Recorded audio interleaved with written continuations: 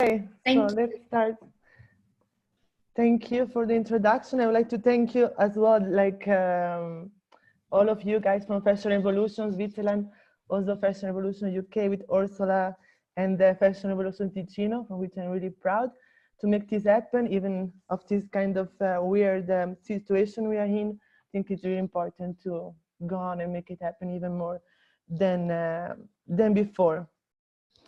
So I'm gonna share my screen because I prepare a short presentation.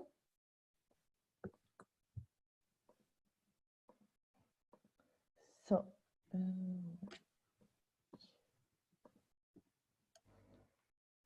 here we go. Can you all see the screen that I shared? Okay, perfect. So as you know, it's going to be about upcycling. And I guess all of you have been like kind of collecting garments in the last weeks when you had maybe more time to go on with your spring cleaning. And I think we all find some garments that are kind of in between, let's say. So it's kind of garments that we are not wearing anymore, but we are too attached emotionally or for different reasons that we don't want to throw them away. And this is actually the goal of the workshop, to trigger you to find new solutions to pimp a bit your garments in order that you will hopefully wear them after this little workshop. So here is like the main step of the workshop. I'm going to do a little introduction about what is upcycling for me, and based on my work experience and based on the work of 2 fashion designers and 3 contemporary African artists that I selected. And then it would be your turn to briefly introduce yourself with one of your favorite garments, and let's say between 1 and 3 garments or objects that you've been collecting that you are not wearing anymore. And with these garments that you've been collecting, we will then do a little like analysis of the garments just to see which are the main reasons why you're not wearing them anymore. And then there will be a part that's about the tools that you can actually use to transform these garments. We are really basic tools. And then there will be the working session where each of you, I will look at your garments that you have been collecting and trying to find some techniques. I prepared some techniques from my own work that I've been using in the last collection, but also some do-it-yourself techniques that I've been collecting that could give you a little like inspiration. And after that, the last part will be about sharing like the result or even the process of the garments, or even like some ideas, some thoughts that you had from the whole process. So I'm going to start just to introduce a bit about my practice. And I started my own brand 2017, 3 years ago, and it's based on the upcycling of pre and post-consumer waste. The brand is based in Switzerland, and also the production is based in Switzerland. For me, it's really important to find like a local solution to this global problem.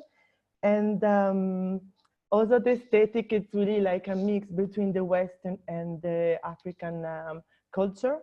And I will explain you afterwards a little bit more about it.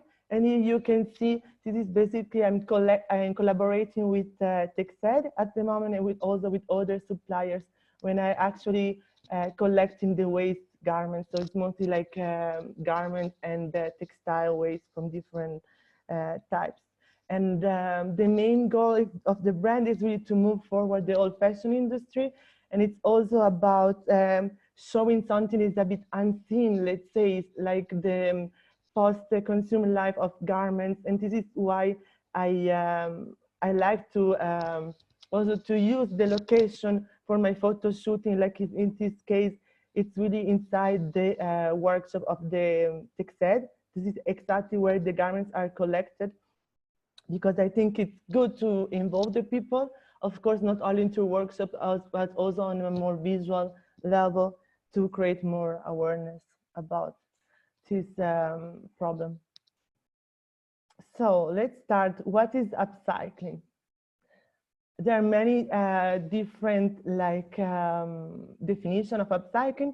I would first start to see or to define more what is waste.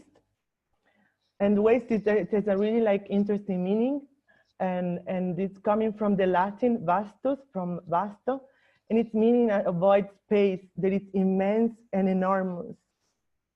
And I think it's really interesting because that's what we actually used to, in a way, to throw away our garments and make them disappear from our daily life.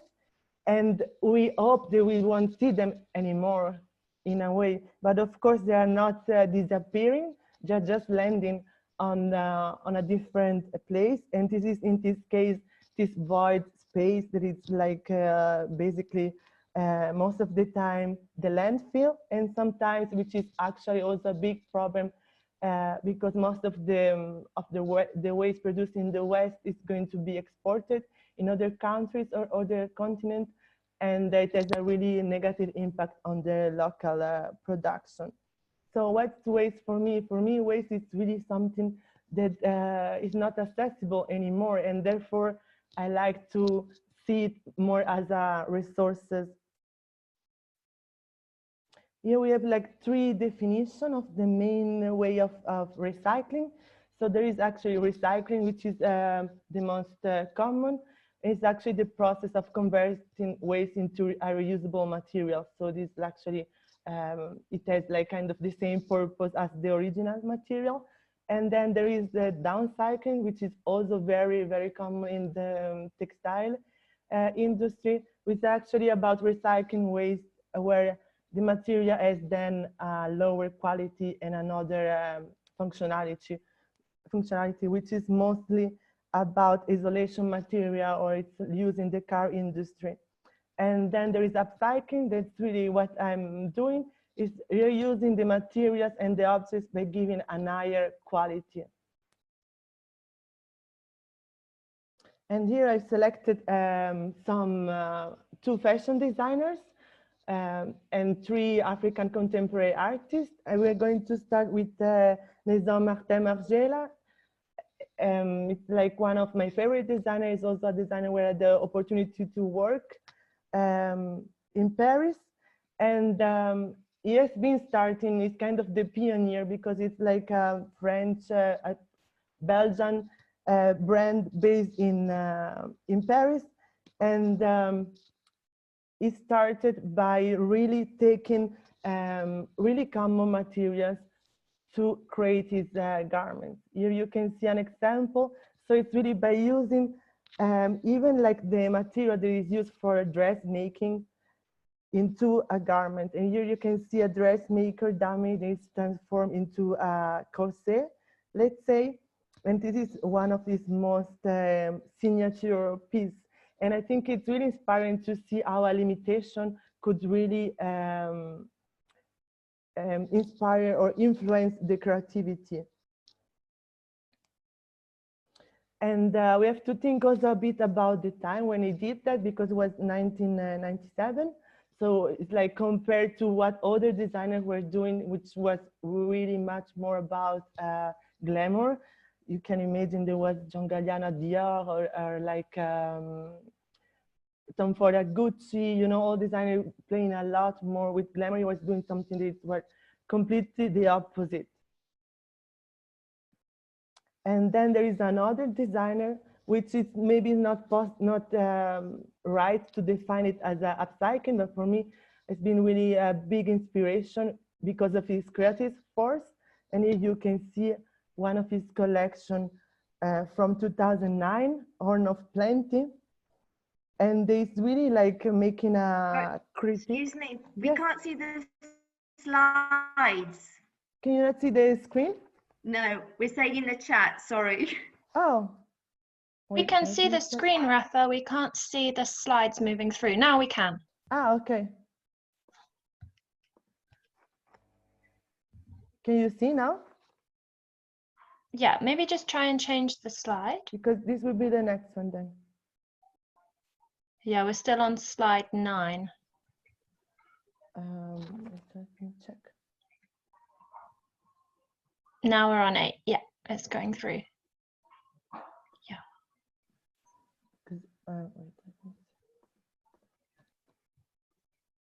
You see now, is it changing? No. Now I think the best way to do it is probably not in full screen mode, just in read Okay. mode. I will do like this then.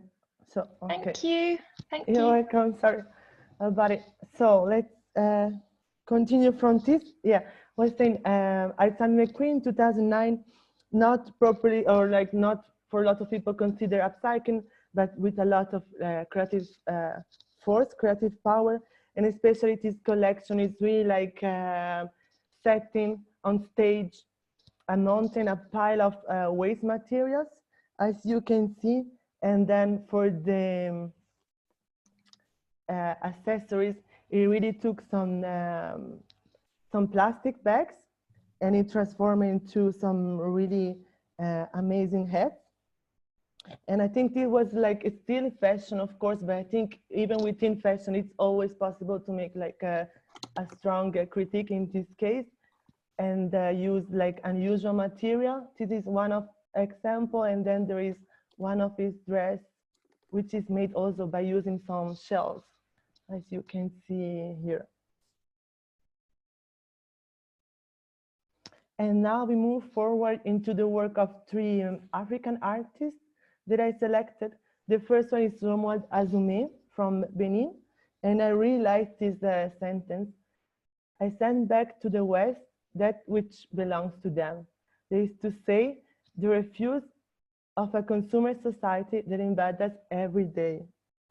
And this is really like helping us to open up a bit like the understand how our world is actually interconnected, because he has been using waste that was coming from the West, and he has been transforming it and then resending it back in a form of artwork and installation to the galleries, into museums.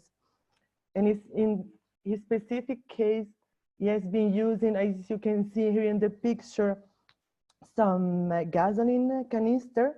They were being like transformed into kind of traditional African mask.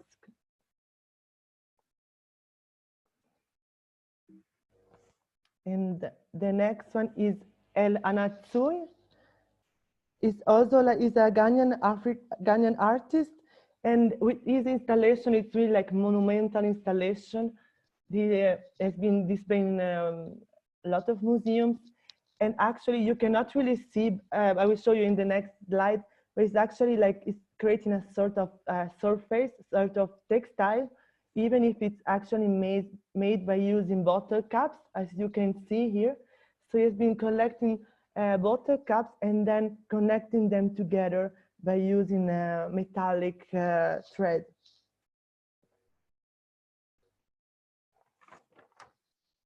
And now we move to the next artist. It's Ibrahim Mahama. He's also a Ghanaian artist. And I think it's really inspiring because he's also doing really like monumental installations. And in this case, he has been using coffee bags. And this is, of course, something that has like also colonialistic, anti-colonialistic or de-westernization like statement, because Ghana has been like the one of the countries that has been exporting more coffee compared to other African countries to different places of the world. And it's kind of reappropriating this material. There's been always like kind of my object of trade and of exchange.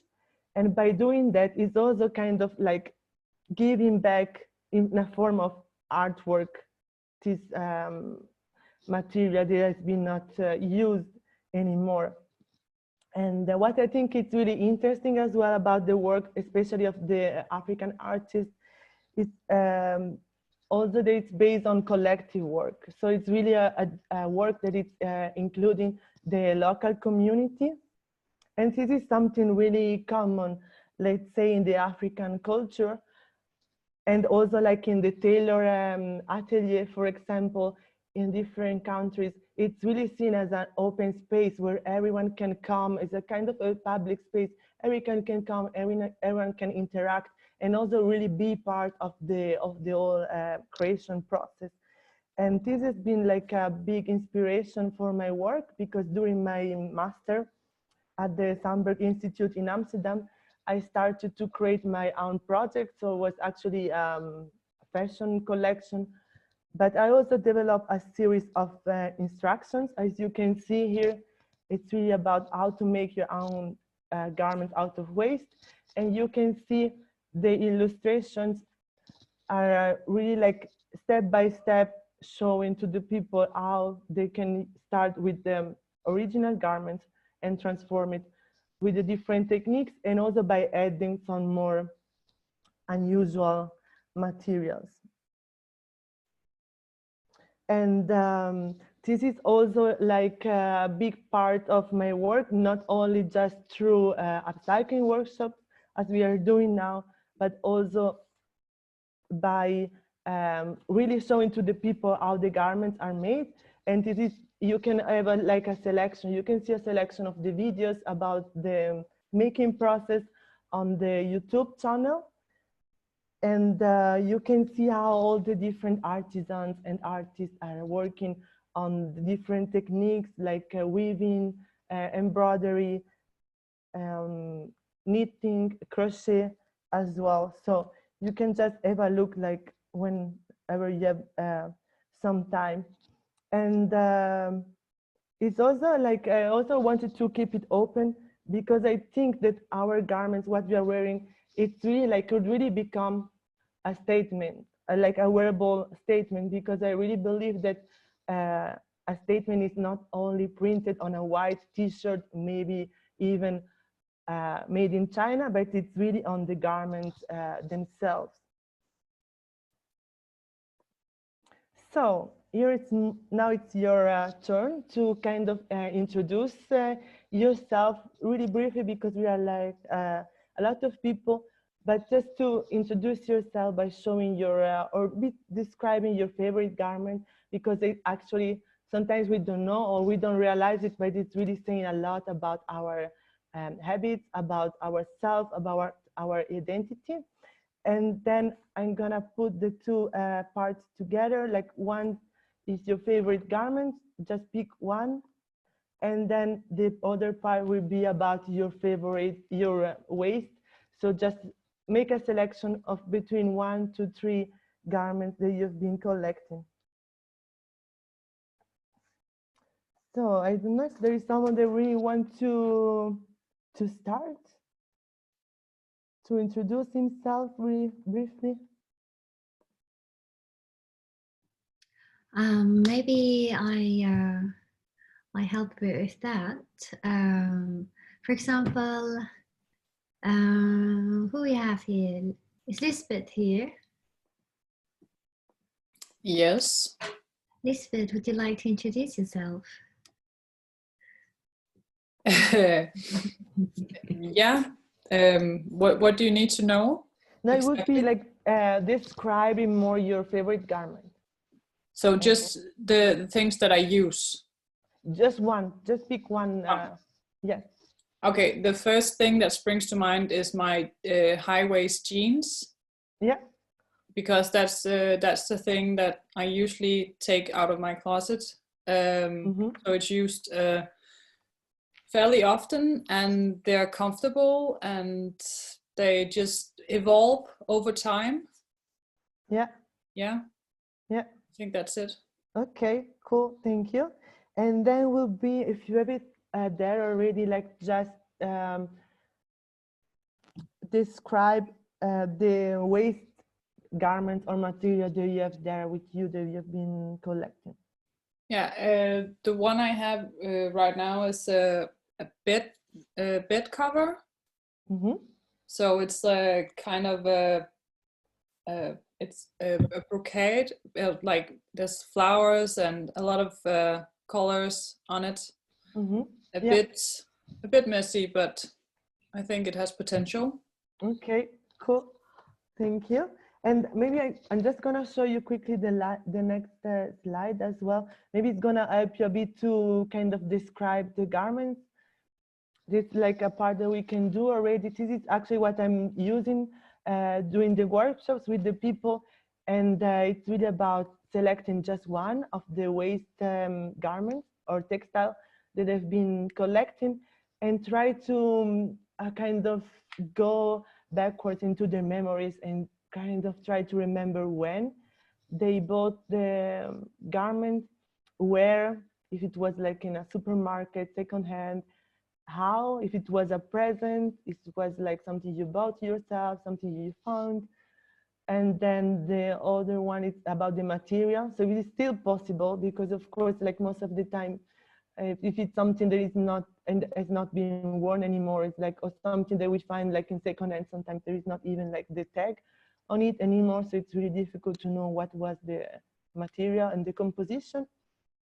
And then we have the size, then the brand as well. And then what's like more interesting for us is to see what was the original value when you got the garment, and then what's the value today. And then of course at the end of the workshop we will see like if what's the final value of the garment, if it has been increasing or not. So just going to like show this slide while we are doing this little presentation. You can just start to take some notes and then just like describe the garment. Okay, thank you, Lisbeth. I saw that Rachel prepared something that it looked like. You have to unmute yourself, Rachel. Yeah, hi. Hi. Hi, thank you. Okay, so my favorite garment I actually lost. It was it's like what do you call it? A dust jacket. It was for H&M. It had it was a beautiful sort of, it was a polyester pleated effect. And it was really lightweight and it covered up everything, which for me that was great. Okay, but it also looked quite elegant, so you know it made a nice sort of movement of the fabric. What I wear all the time is jeans and denim jackets or denim shirts, and that's my usual uniform, let's say. What I've got here are some old jumpers, some old jumpers. A very old jumper that I bought in Britain. Here is like a Fair Isle jumper, but I'd already bought it secondhand about 20 years ago, and I don't throw away anything, so I've got lots of stuff for today. Yeah, that's cool. Okay, thank you. Thank you. So, Susanne, hello. You have to unmute yourself. Okay, hi. Hi. Okay, I'm here. Do you hear me? Yes. Okay. I have some cashmere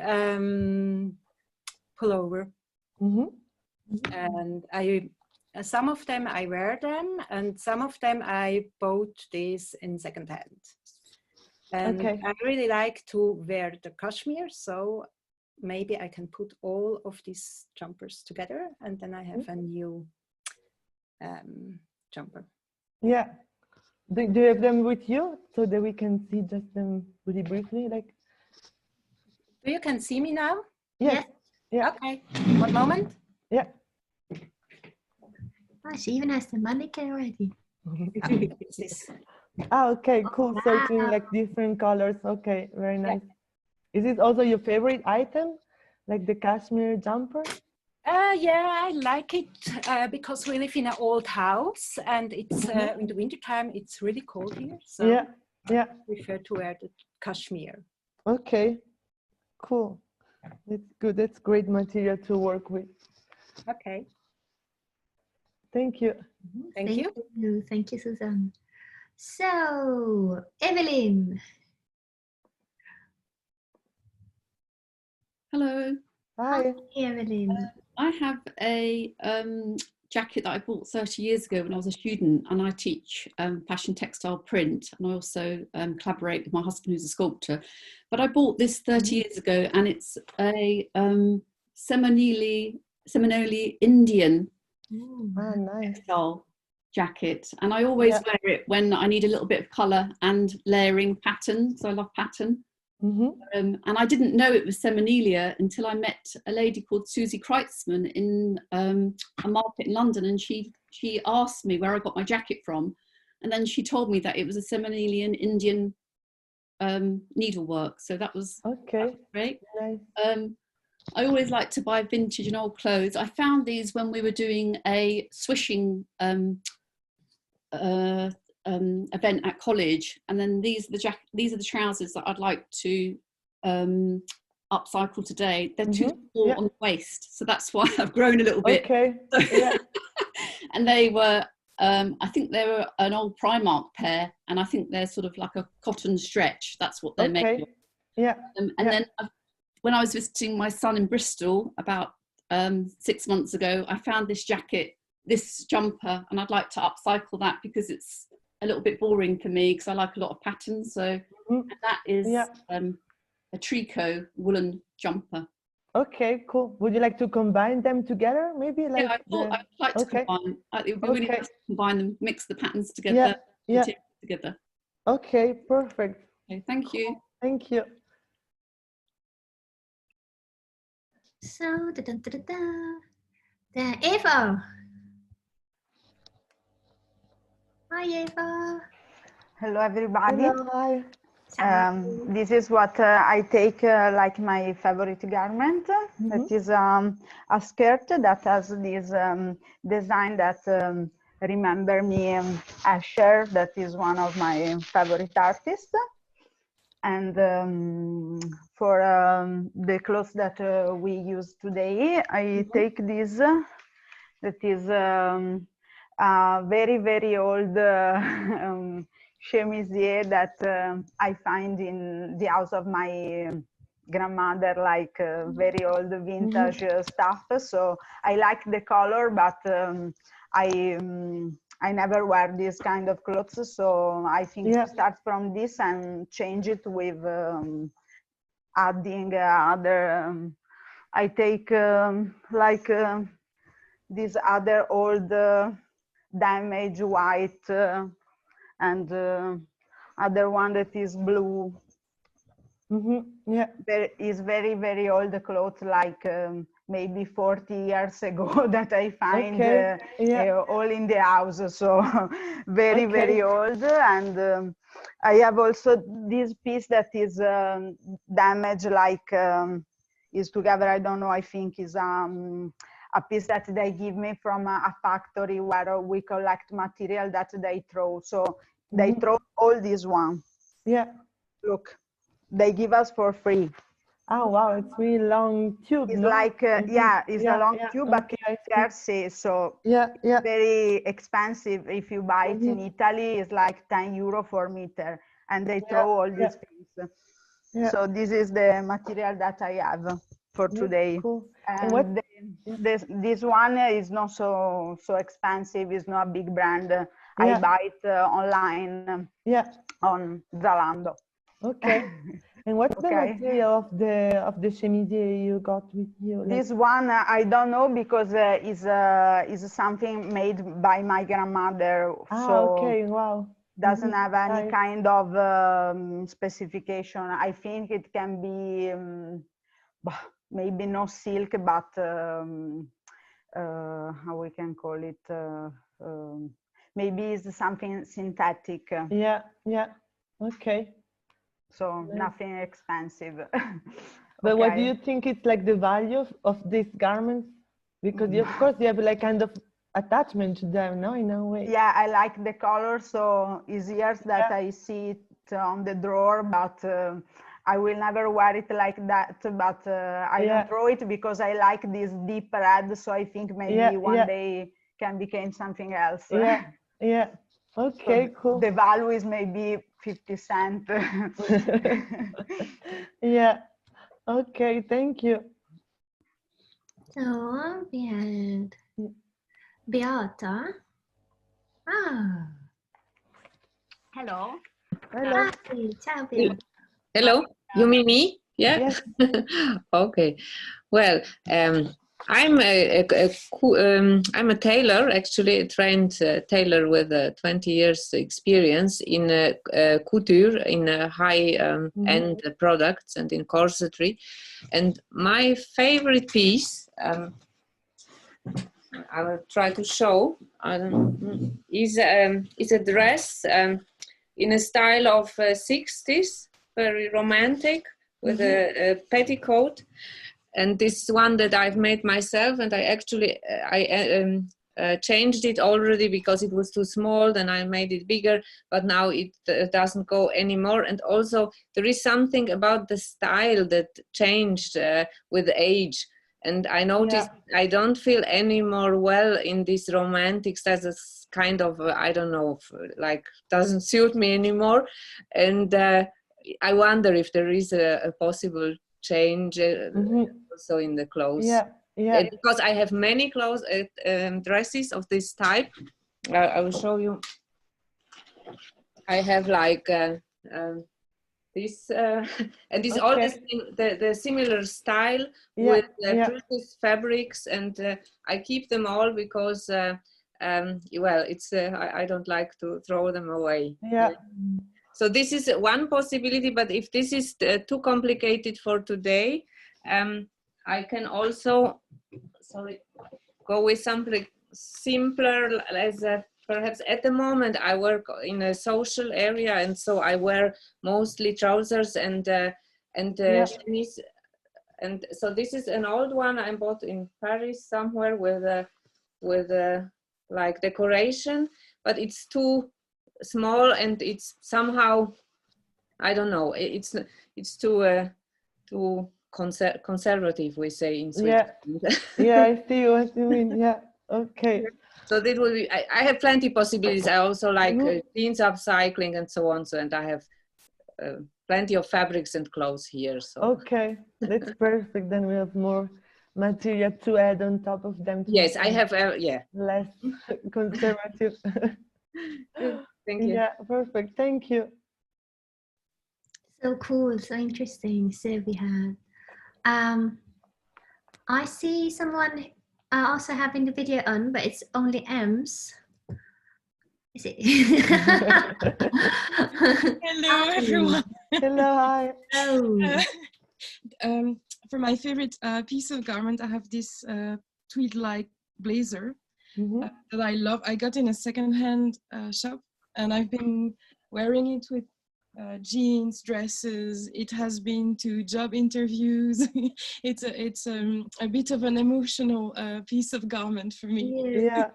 It has gone through many experiences in my life, and I cherish it, and I hope I can keep it in good condition as long as possible. So doing my best. And for upcycling, I have scraps because I cut in patterns, and I was wondering maybe if we could try to do something with this. But I also have a kind of synthetic silk dress, and it's lovely, but it's super long, and I end up not wearing it because it's a bit of the print and the length, and it's a bit of a too much for me thing. So I was thinking maybe I could make a skirt and a top. Try something in this range. Okay, cool, nice. And where did you find the dress? Is something you bought in a? Yes, it's something I bought in Berlin maybe 3 years ago now, and I've only worn it like three times, and I'm like, I don't want to throw it away. I want to make something great out of this. Of course.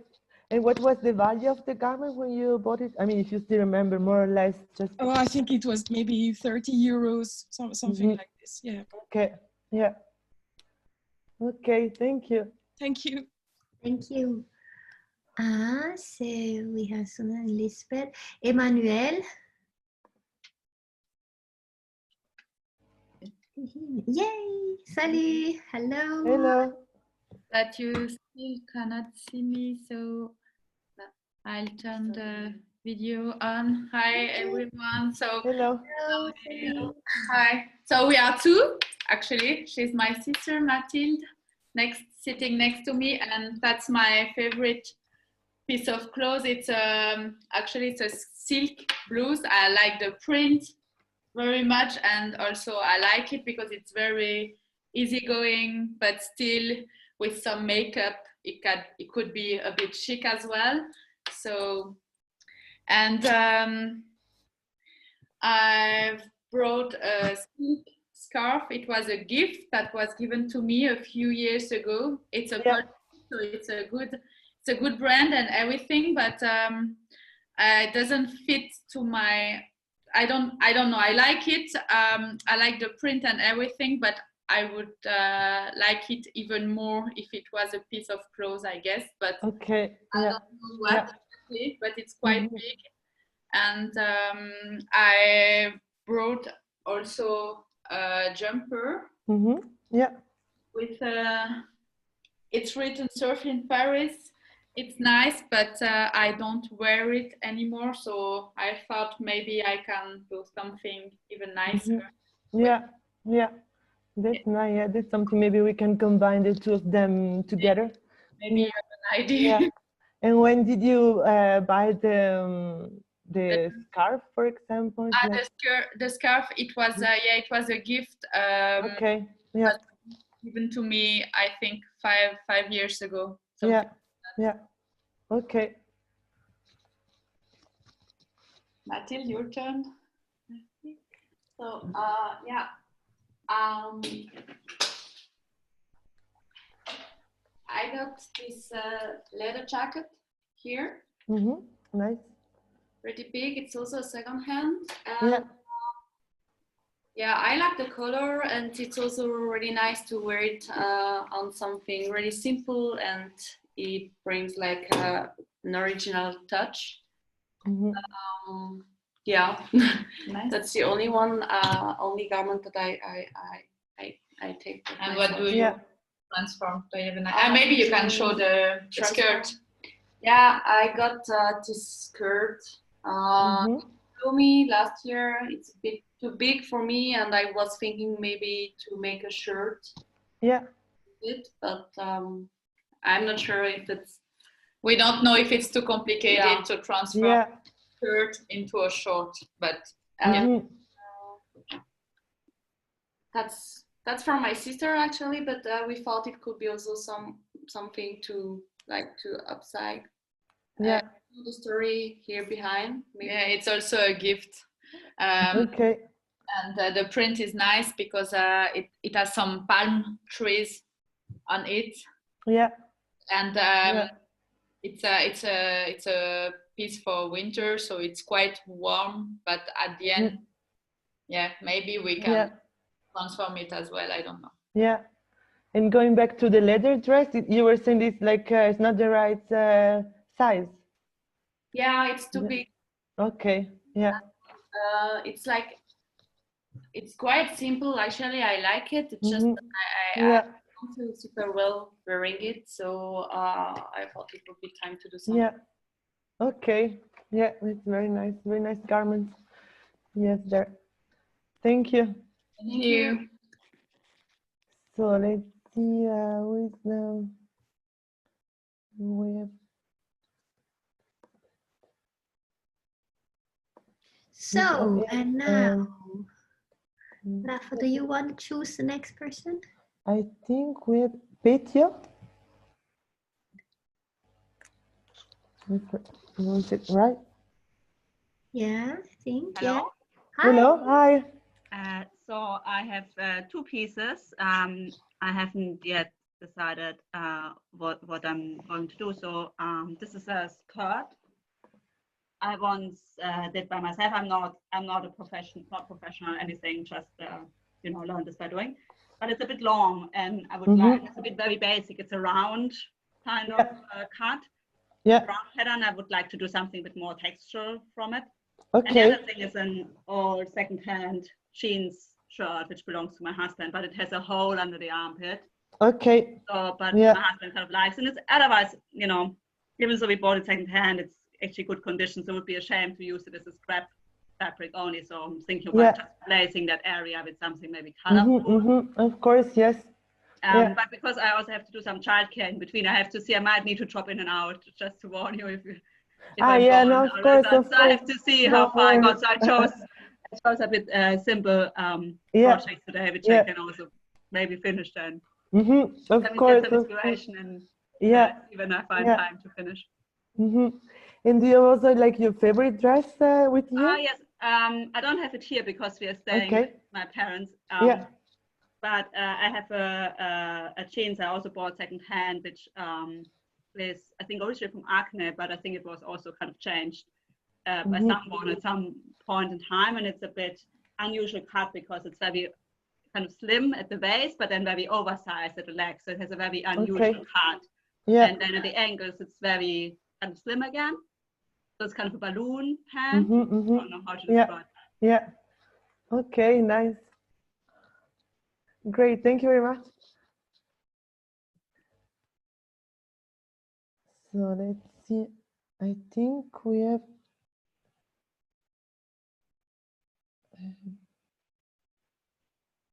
Sane, I think.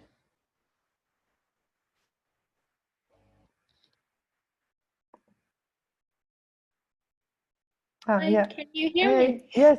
Okay. Hello. Hello.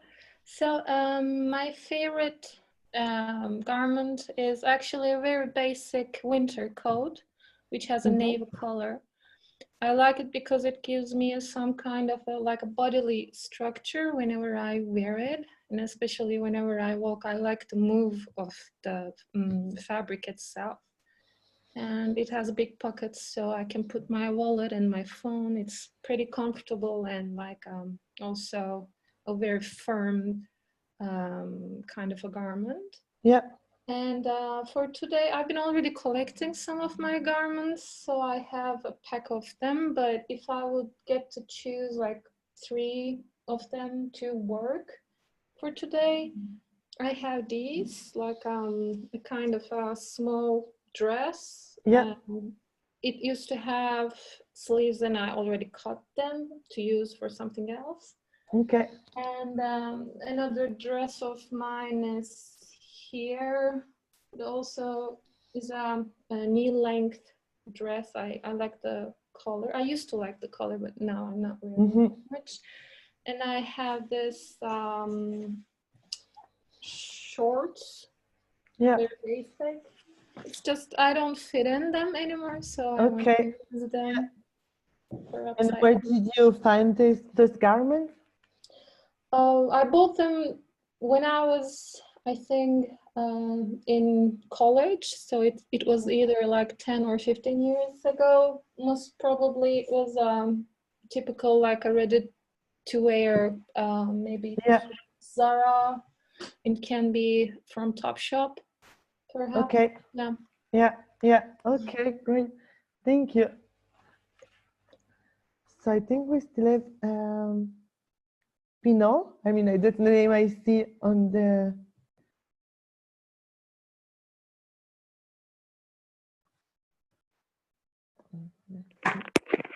Hello.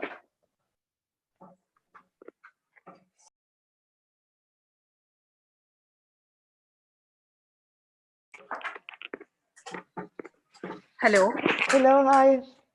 Hi. So, yeah, I'm in a bad lighting actually. Okay, don't worry. If you prefer, you can always just describe the garment. Yeah, it is. I have a couple of denims which I don't wear, which are too tight. Okay. Yeah. Yeah. So we can upcycle it. Yeah. Yeah. And it's something that you bought in a shop, or like you got them as a present, or? Yeah, I bought them actually. One is my dad's jeans. Okay. I wear it, but now it doesn't fit. Yeah. And I have one jeans of my own which doesn't fit, which I bought. Okay. Yeah. And is like any of them one of your favorite garments?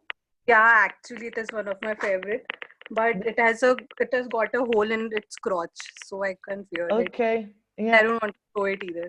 Yeah. So it really needs some repair. And about the color, would you like to tell us a bit more about the color or the texture of the garment? Yeah, I can show you actually. something like that. Ah, yeah, okay, so like light blue, okay, yeah. This. Yeah. So yeah.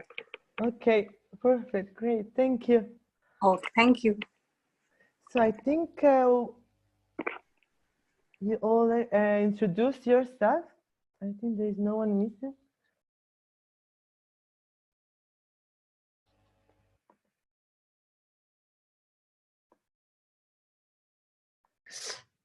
Did everyone introduce themselves? I Is think someone? so. Yeah, I see still Priyansha. I'm sorry if I pronounced it badly. Yay! Hello. Hello. Ah, yeah, true. Yes, yeah. Oh, wait a minute. I'll share my video. Hi. Hello. Hi. Hello. So I'm a fashion student, Yeah. and so my favorite garment is the one that I've made. So it's a zero waste garment. Okay, cool. So I made this after collecting fabric pieces from tailors. So then I patched them together, and I did some hand painting on it. Is it visible? Yes, yes, we can see it. Yeah.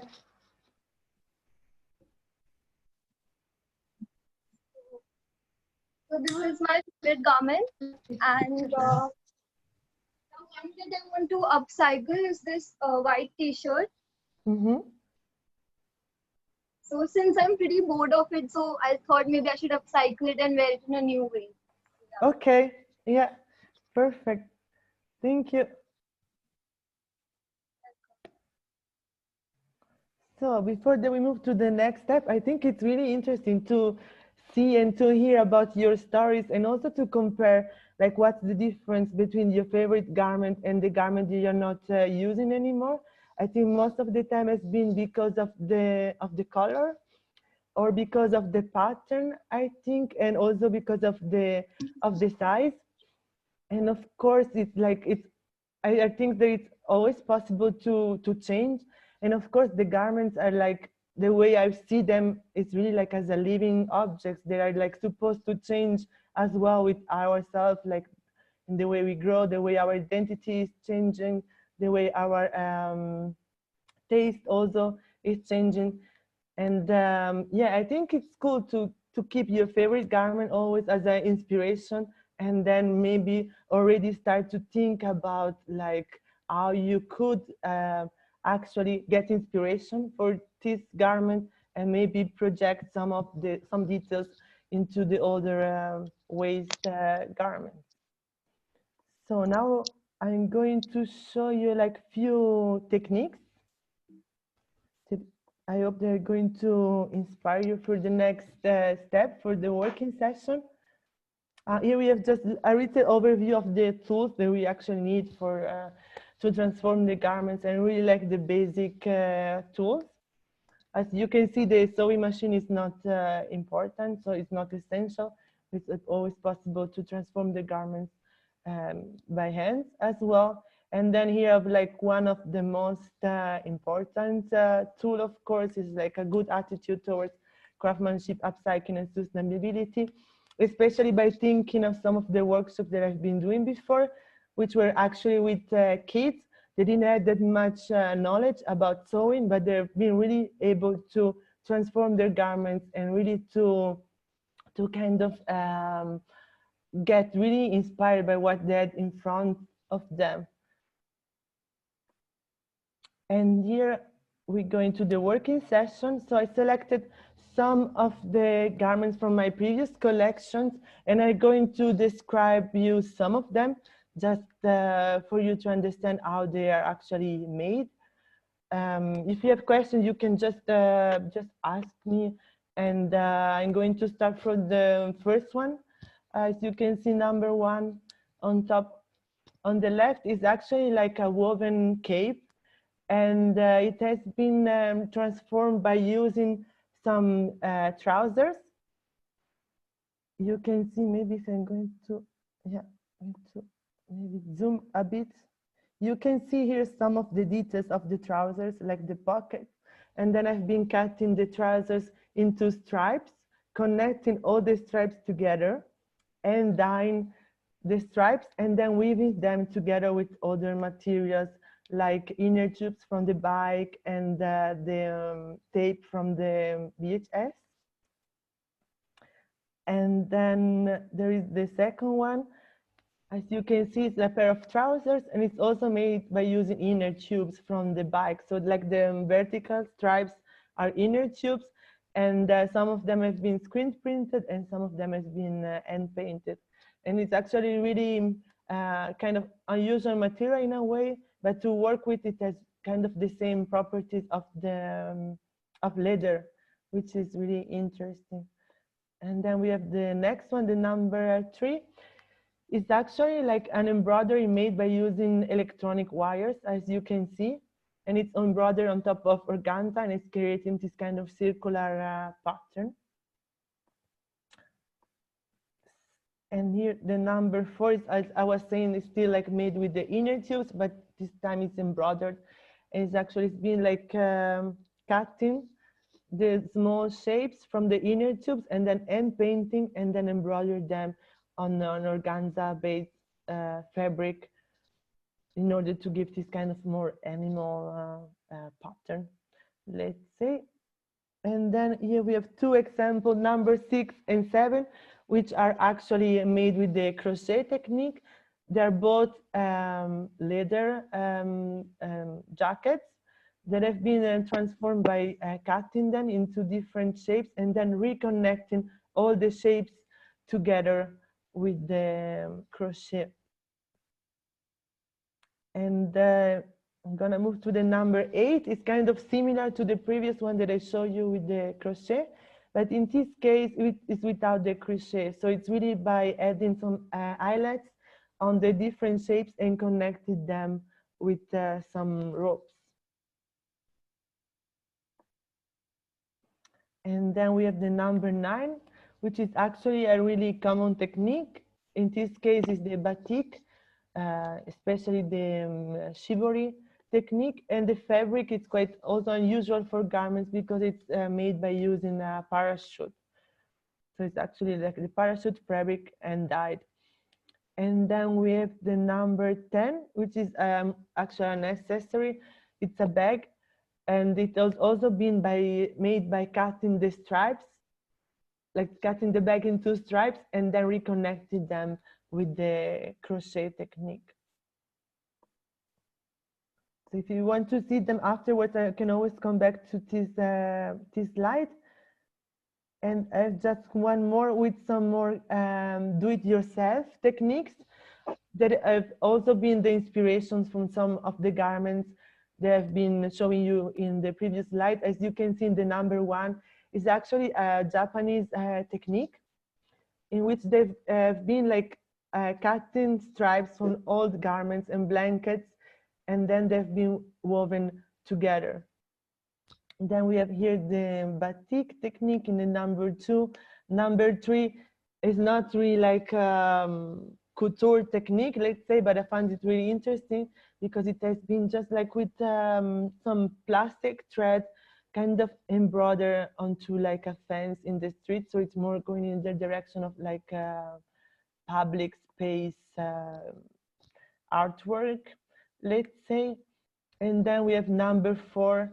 It's about cutting some shapes out of the fabric and then embroider the edge of the different shapes and then reassembling them together, but more in a more deconstructed way. And then we have number 5, which is more the top stitching technique by using sometimes 2 layers, 1 layer on top. In this case is the violet fabric and then something under it in order to create more volume. And then you can see it has like some shapes that have been like top stitched in the form of some humans, like some silhouettes of people. And then we have the number 6. It's more about printing. In this case, it's really simple, just by using a fork and putting the fork on the fabric into different directions. in order to create a pattern. And then we have the number 7. It's actually also not really about fashion or garments, let's say, but I find it really interesting, really inspiring. It's about like a car, actually. I'm going to try to zoom into the picture. And it's actually like by doing some holes into the car, and then by connecting the holes with threads with different colors to create this like flower pattern. And then we have the number 8, which is more couture technique by draping the fabric, like big amount of fabric draped in order to create some pleats. So I think that's everything like about the techniques that I wanted to show you. And I think now we can really start by transforming your garments that you have been collecting. So now it's really about like looking maybe, yeah? I have just one question, sorry. Yeah, of course. Can you maybe explain number 6 again with the human being form, because it's very interesting, but I'm sorry I couldn't get it. Yeah. Properly. The number 6, the one with the 4? 5, sorry, 5, sorry. 5? Yeah. Ah, yeah, yeah. Okay.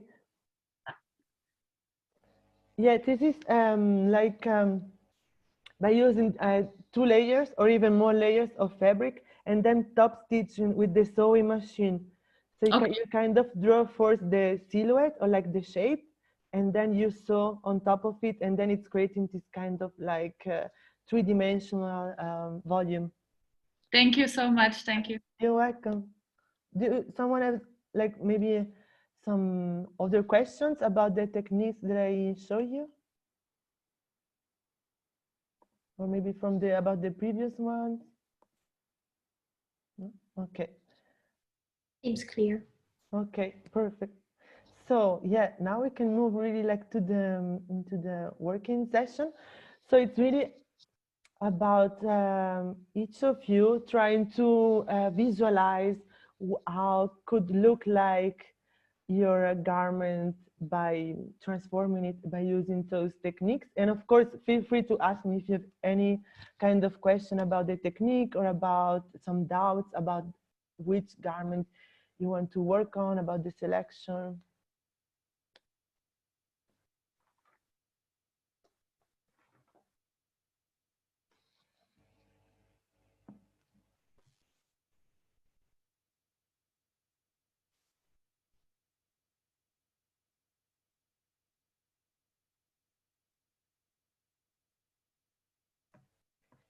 Do someone of you have already an idea about how to transform the garment?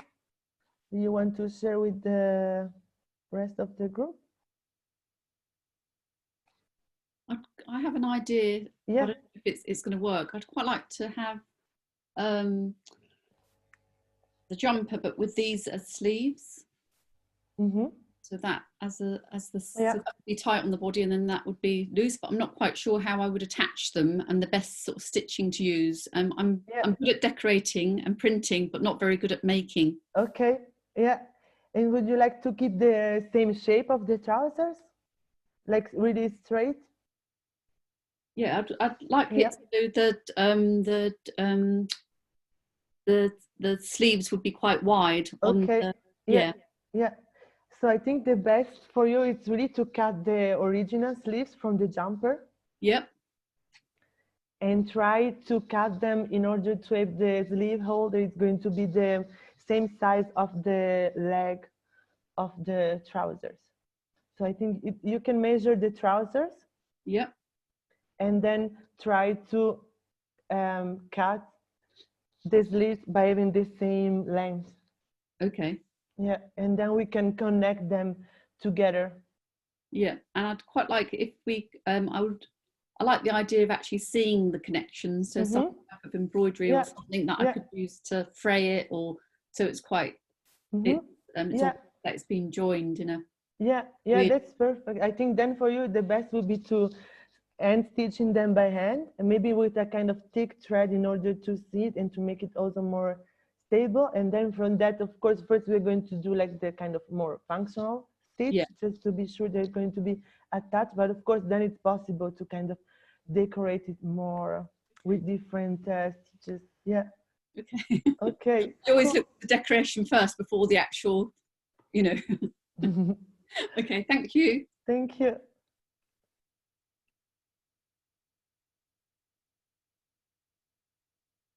Okay, I just think that Tessa, I think you just joined now, right? You have to unmute your microphone. Okay. Hello. Hi. Hello, hi. So yeah, I joined just as you were going through kind of 8 and 9 of the different techniques. So I missed. Okay.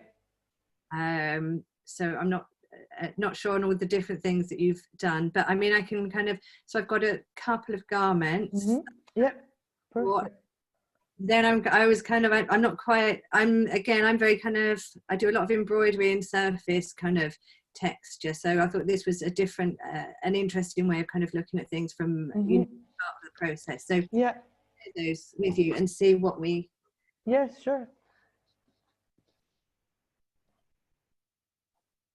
So I have this, which I've really loved, which is a Sonia Rykiel t-shirt. Okay. Yes. But it's too small for me now. Okay. Also, my children hate the studs, and I puzzle them. So, and then there is this a cotton jacket from Whistles, which has got some kind of raw edging on it anyway. But I really like it's a really lovely soft cotton fabric. But I just the colour was really dull, so I stopped wearing it. And then I have this, it's like a trench coat with a short sleeve, which has like really nice, I love epaulettes, like the collars, but it was, again, these 3 things have just been left in a bag without the kind of, do they go to the charity shop or should I do something? Okay. And do you also have like one of your favorite garments, just like to kind of introduce yourself? I would say this was, so I've had this, the Sonia Rykiel I've had for a really long time. Okay, yeah. Worn because it's, I say it's like just a jersey t-shirt, but it's quite kind of punky with the like really kind of square kind of like rivets. So you could really up or dress it down. So I've worn that for kind of many different kind of years in different ways. So that's I really love that I'd like to keep and transform to something else. Yeah, of course. Yeah, nice. Okay, great. And is it like a garment that you bought yourself, or was it a present, or just like? No, all of these I I bought myself at some point. Yeah. Okay, and let's think about, like, is there one of them you really want to transform that you can imagine to work on it, maybe also based on the techniques that I showed you before? Yeah, I think if there's something that we could do with the jumper, I mean, I have a sewing machine, but I don't have an overlocker, so I don't know whether this is because it's quite a difficult thing to work with. Or not. Okay, cool, nice. And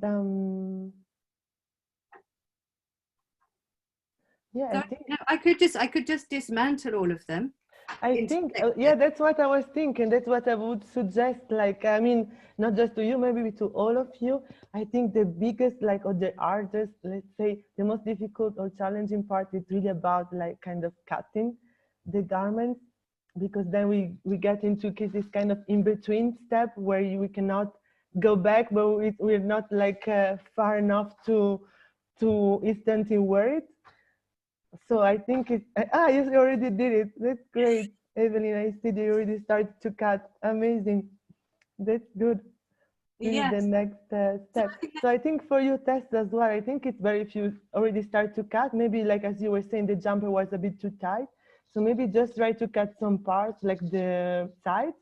And then you can try it again and see if it would be better or if you need to cut more. And then we can see if maybe we can add some parts, some pieces from other garments. Okay, I get going with the scissors. Good. Okay, great.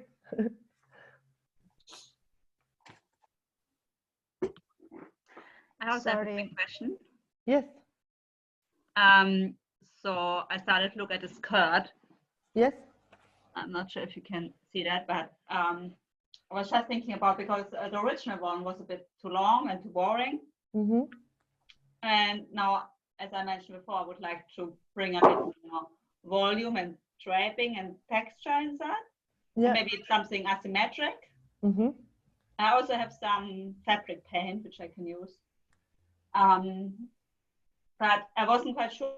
So I now put it a bit like here, but I just wanted to ask what you would suggest also to how to make the ending here. I mean, obviously I can put it like that, but at the end it would be nice to have something which is a bit easier to put on and off. And yeah, of course, yeah. because the original one, I just put a string here inside here, but it's not very stable because it keeps on, getting in, and then I cannot get it out anymore. So yeah, but that's what I would suggest, maybe to try to put a thread by kind of adding like a stripe on the waist of the garment, like on the top of the skirt, and then we're going to pull a rope inside of it in order to make it a bit tighter.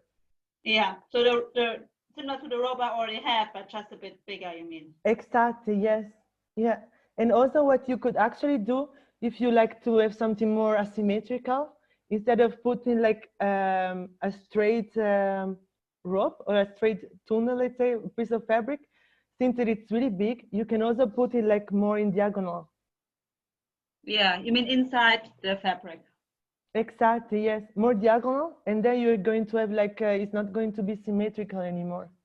Yeah, so you mean I just open it here at the, where I had closed it and put a different fabric inside? So you can also keep it like this, but on the top, where you have the kind of belt of the fabric. Yeah.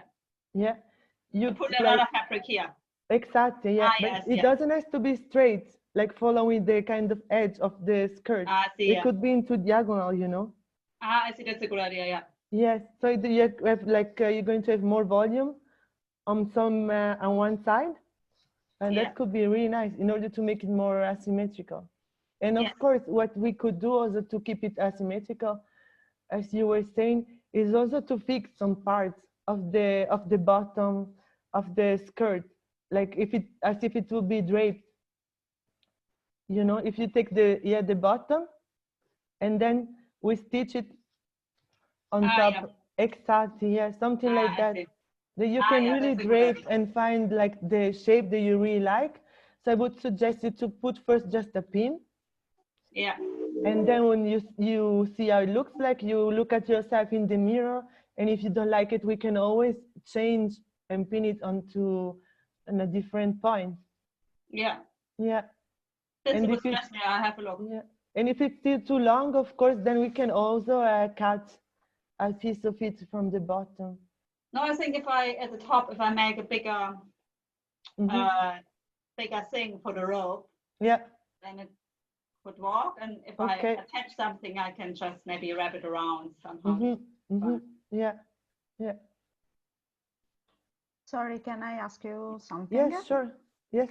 Can we use the mannequin and pin it and course, not sew it like if it's finished? So maybe if we like it, I can fit it with my measurement in a second moment. So how many time we have to take to do this project? It's planned till like, let's say 4:30, because afterwards we're going to do like, we're going to share kind of like the process with all together. Okay. So I would say 4:30, yes. But of course you can feel free to work in like the way that you prefer, with the mannequin, without the mannequin, and really feel free. Okay. Thank you. Thank you. Hi, can I just ask a little bit of advice? Yeah, of course, yes. Okay, so I've got this cardigan, okay, that it was just like, these are the long arms. Sorry, I'm against the wall. It's got long arms, and then it's got this like this lacy kind of knit. Yeah, I see. Okay, what I was thinking, because it's just too frou-frou, it's too big for me, you know. I was thinking, I've got all these yarns. I'm a weaver. So I was just, and I've also got some scraps, you know, sort of like yarns and things. If I was to weave them and cut it up and then weave it back together, with what, you know, do you have any advice? Yeah, I think like the best thing is really to maybe pull like the part that you want to weave or like embroider kind of, to have it as flat as possible. As pardon? As flat as possible, like on the table, or if you have a kind of frame or something, would be the easiest way. Okay. And then you can pull just the thread through the holes and create a kind of new pattern. Yes. Yeah. Okay. But try to focus maybe just on the back, because I think it's going to be the biggest piece of the garment that you have. Yeah. And put it really flat. Okay, so cut it out, just so reposition it and cut it, yeah? Exactly, yes. Yeah. Okay, thanks. Okay, thank you. Hello. Hi. I was wondering, I tried it again and I was like, I think I know what's wrong. It's super deep décolleté. Okay. And I was wondering maybe because I think for the bottom we could do a skirt or something, but for the top. Yeah. I was wondering if you had maybe some ideas, because it's like a crest front, but there's also this small lace for the neck. I see, yeah.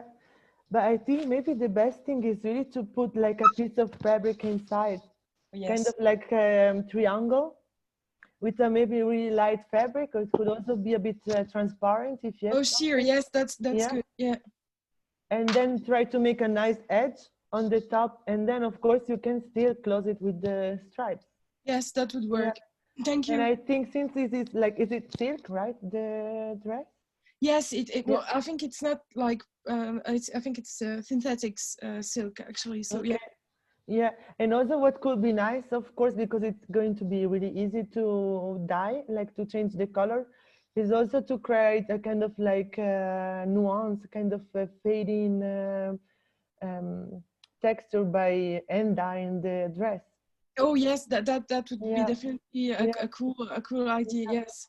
Maybe also by using to put like kind of blue color in order to have a bit less of the yellow, so there will be less contrast between the in the pattern.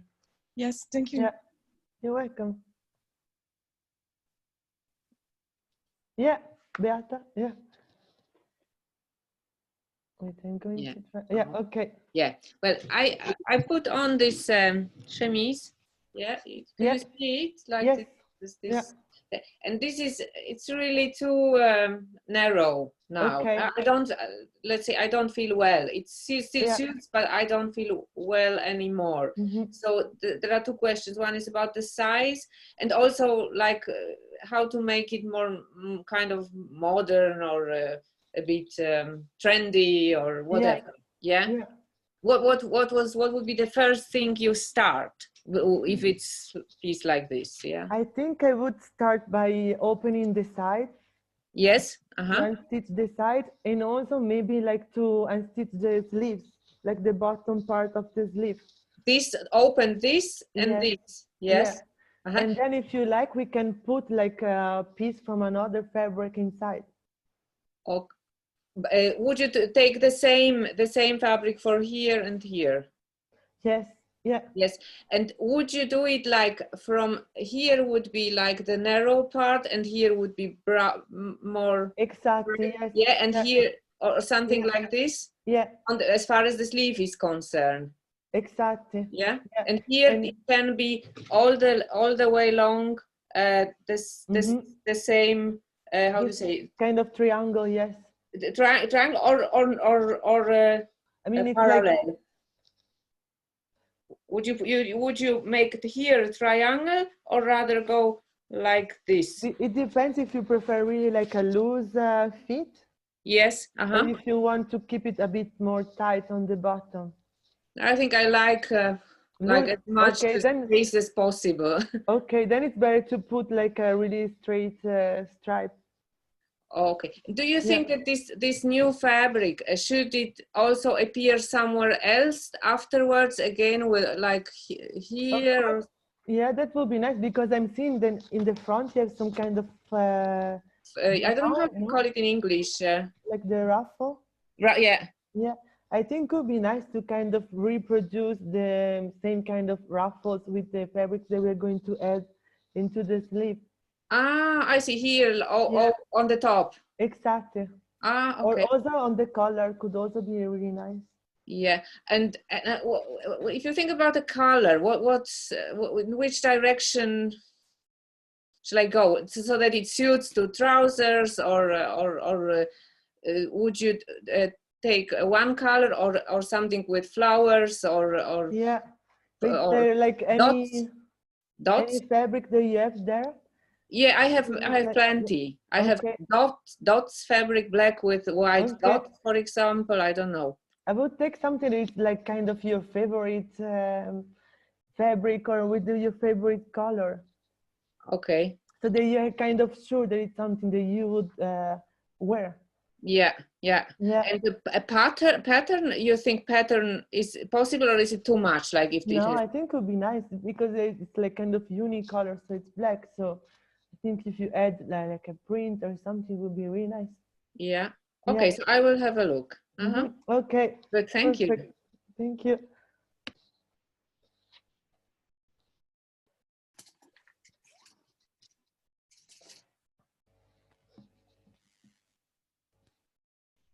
Is it going, Evelyn? I've seen that you cut the sleeves. Yep, I've cut the sleeve and then I put it inside. So when I turn it inside out. Yes, exactly. So I probably have about that much of the. I don't know whether I can actually fray that, so it would be a frayed on the outside. Yeah, that's true. I quite like that idea. It could be. Yeah, it could be nice. Yeah, because I think even with the trousers, I think it's possible to fringe them even a bit more, right? Yeah. Like is it fringing a bit? Pardon? Is it fringing a bit? Like. Yeah, I can fray it. Yeah. Okay. Yeah, so that would be really nice. Do you think that amount would be okay just then to leave as a frayed edge? I think so. I would say like a bit more than 1 centimeter. A bit more than 1 centimeter. And what would be the best stitch to use? Because the jumper is kind of like kind of jersey, right? Like, yeah, stretch. Okay, stretch. So I think the best is like a kind of zigzag. Kind of like the kind of weave. Okay, so I'm just going to draw it. Yeah. I can understand this one. Exactly, yes. Yeah. That's the best. And shall I do that from the inside or from the outside? From the inside. Inside, okay. I've got it.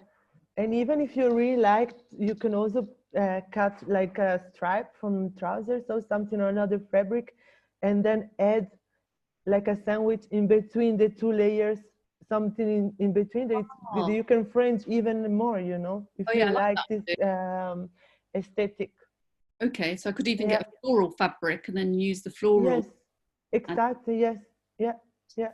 I'm writing it down very quickly, the idea. Add floral fabric for fringe. Yeah.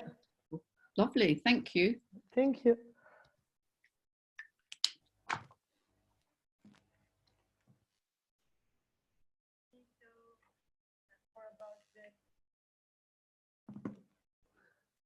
Emmanuel, how is it going? Just seeing you, did you turn on the camera? Wait.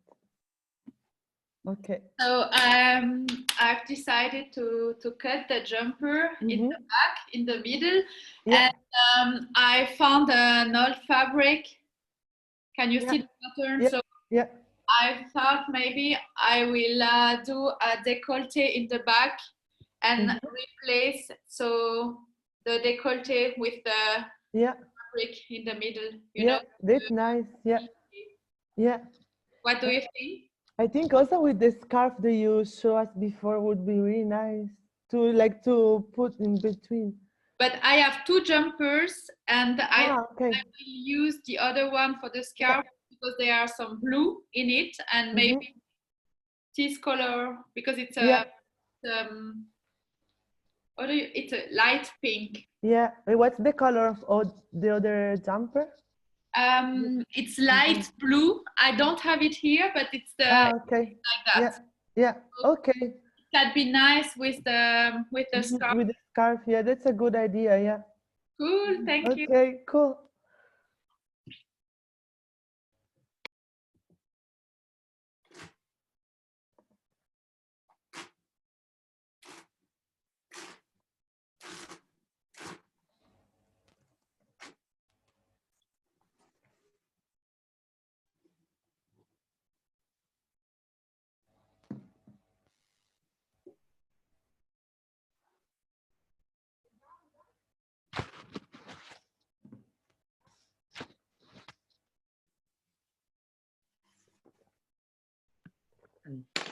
I just have a question. Can we just pop in between while working? Yeah, of course, of yeah? course. Okay. Yeah, sure.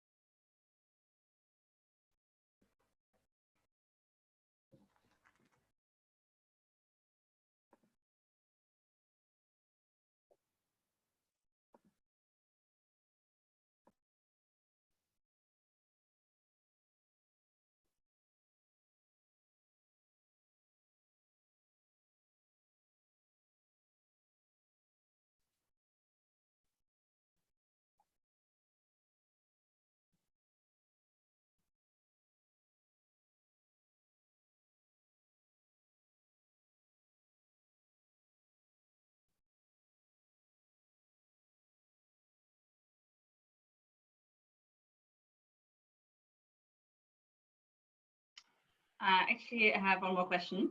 Yes. About the skirts. I was also thinking maybe I could drape the fabric in a way to create a pouch, like a big. Yes, that's nice. Unfortunately, I looked a bit around here, the house, but I couldn't find any nice fabric I could attach to. The only things I really have are jeans, but it's just too scrappy. And the configure piece I have is either white, which is very unpractical, or it's so worn and has holes, so it's not going to work. So I think I really have to work with this fabric. But I thought, for example, if I could, I'm not sure if we can actually see that, but if I could attach it something like here and then make it here a bit more straight, then I could have a pocket here. Yeah, that would be really nice. Yes. Something like that, maybe. Yeah. How did you drape the skirt in order to? Oh, the only thing I did, I found some scrap fabric and used it as a bed, and then I pulled it a bit higher on one side.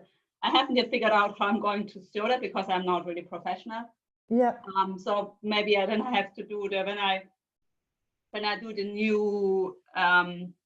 new folding for the belt inside, I have to do it a bit asymmetric. I'm not sure I have any advice in that, so this would be a bit challenging. Yeah, I see. But if you prefer like to use like another belt, let's say, you can also just put the stripes in order to hold the belt, like when you have on the what you have on the trousers. This might be easier, then I can make the stripes at different heights and different sizes. Yes. Yeah. Yeah. But I really like the way you drape the bottom of the I haven't really, I mean, the only thing is already I put the belt and I start pulling it a bit asymmetric on one side. Yeah, but even the way you will, like this one, it's really nice. And then maybe I make the pocket here. Yeah, you can just top stitch kind of like the edge on top of the skirt. Yeah. and then it makes this triangle here, which also gives it a bit more texture. Yeah. Great, thanks. And let me just fix that. In the meantime, I spoke to my husband about his wishes for his yes, shirt. the shirt, yeah. And he did try it on again to make sure it still fits actually, and it did. Okay. So in the meantime, I cut a bit of bigger hole into the back where the original hole was. Yeah. And we have been debating about which scrap to put in. The color. I found this light jean scrap. Yeah. And my husband very much likes this other fabric scrap I have. Okay. And it's very thin cotton, so I was a bit not sure. This is a very, heavy use under the armpit. I wasn't sure if this light cotton would really do the job. But I think both of the fabrics could work. Okay, and also like just in terms of style-wise, do you think it would look better if I put another hole? Yeah, of course, you can do it symmetrical, so to have it on both sides. That's actually a good idea. But the best thing would be like now to take the shape you've been cutting out of the shirt. Well, actually, I have done it slightly. I mean, I put it a bit in pieces. Yeah, but you can. It will be asymmetric, one way or the other. But it would be like to try kind of like draw the same shape on the fabrics that you want to add. Yeah. Yeah, and then we will be just sewing all the scrap of fabric into the holes.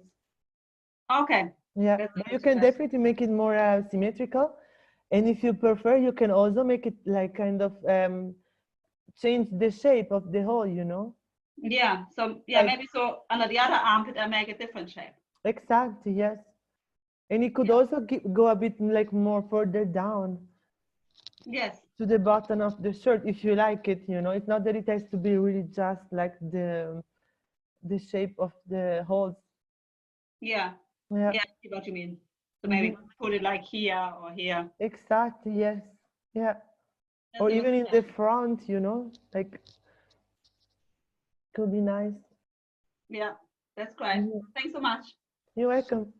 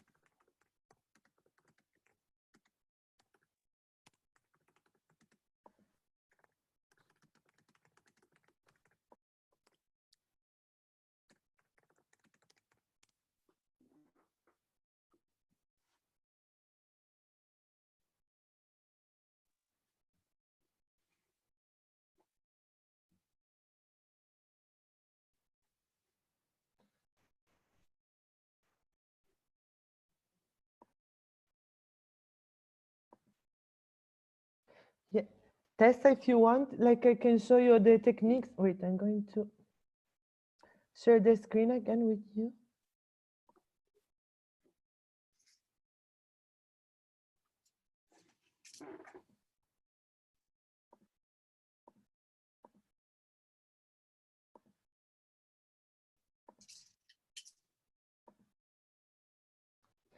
You see the screen now, Tessa?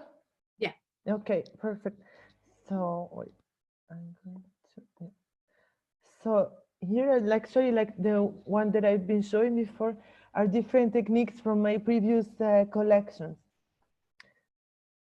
And there are different techniques like the weaving and weaving, crochet, and dyeing as well, and embroidery mostly.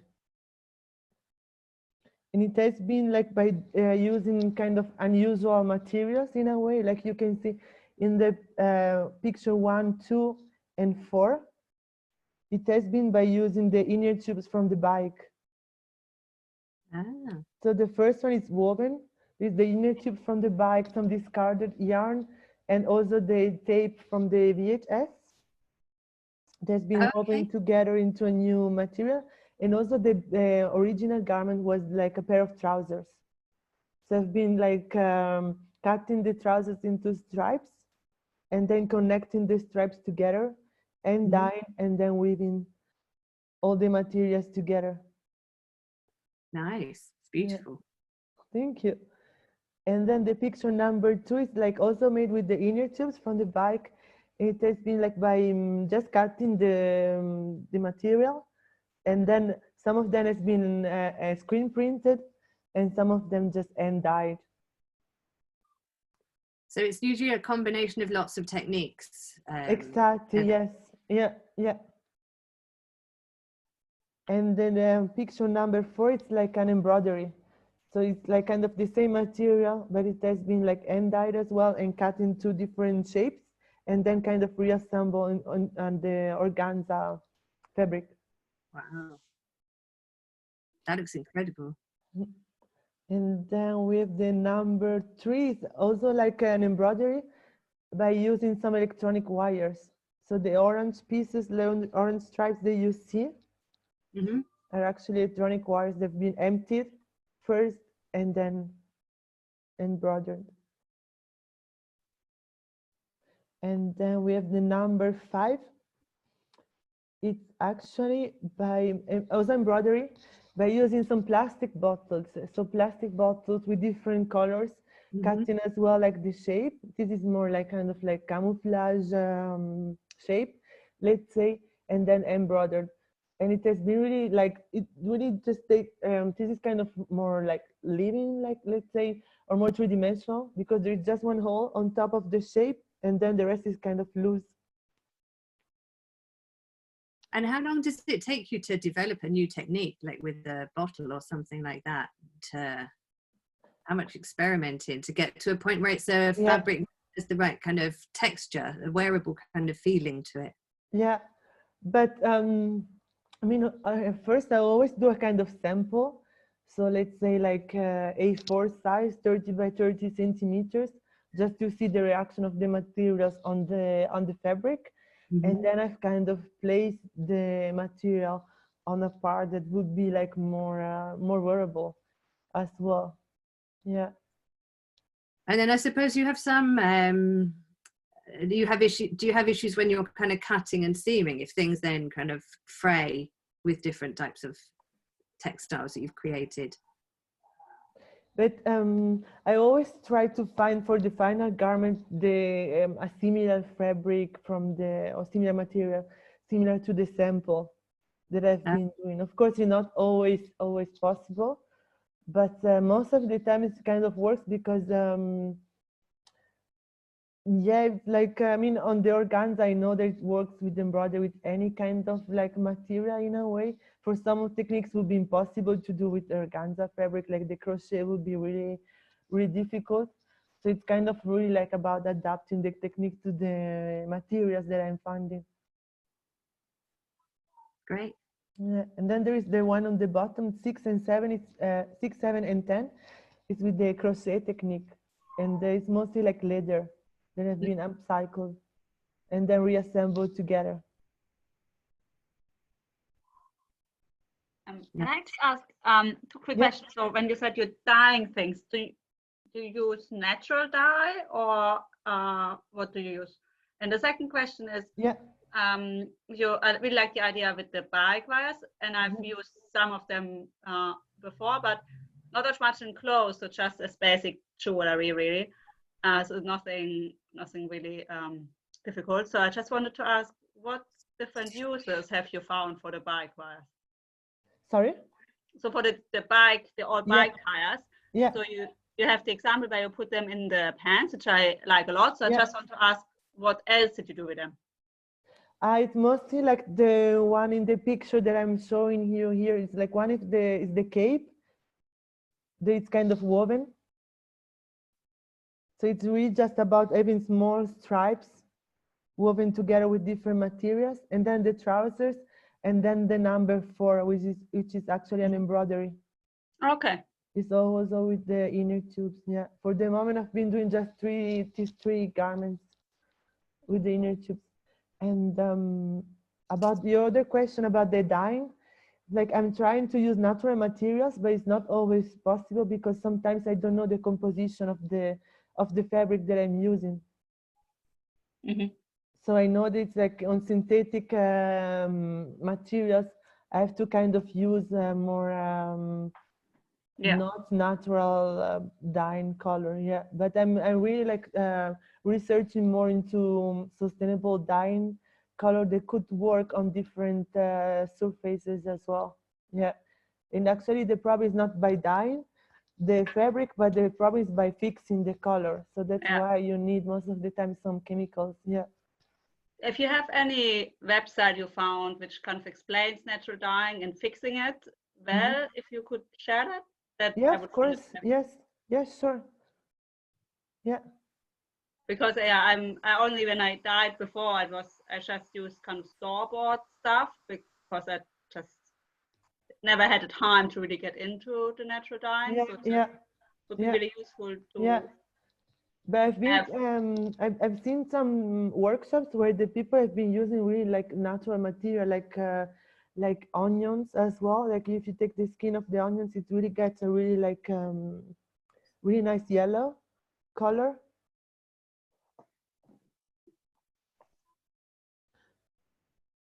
And how do you fix it? Because you said this is sometimes the problem. Yeah, that's something I don't know exactly how to fix it then. Okay. But I'm sure that it works if you take the onion, and then another one would be the beetroots as well, like the red. Okay. That's something that it works for sure. And I think even with some flowers, it works as well. And of course, it's always better if you use like a natural fabric, like cotton, 100% cotton or 100% silk. Yeah, of course, yeah. Yeah. Great, thanks. You're welcome.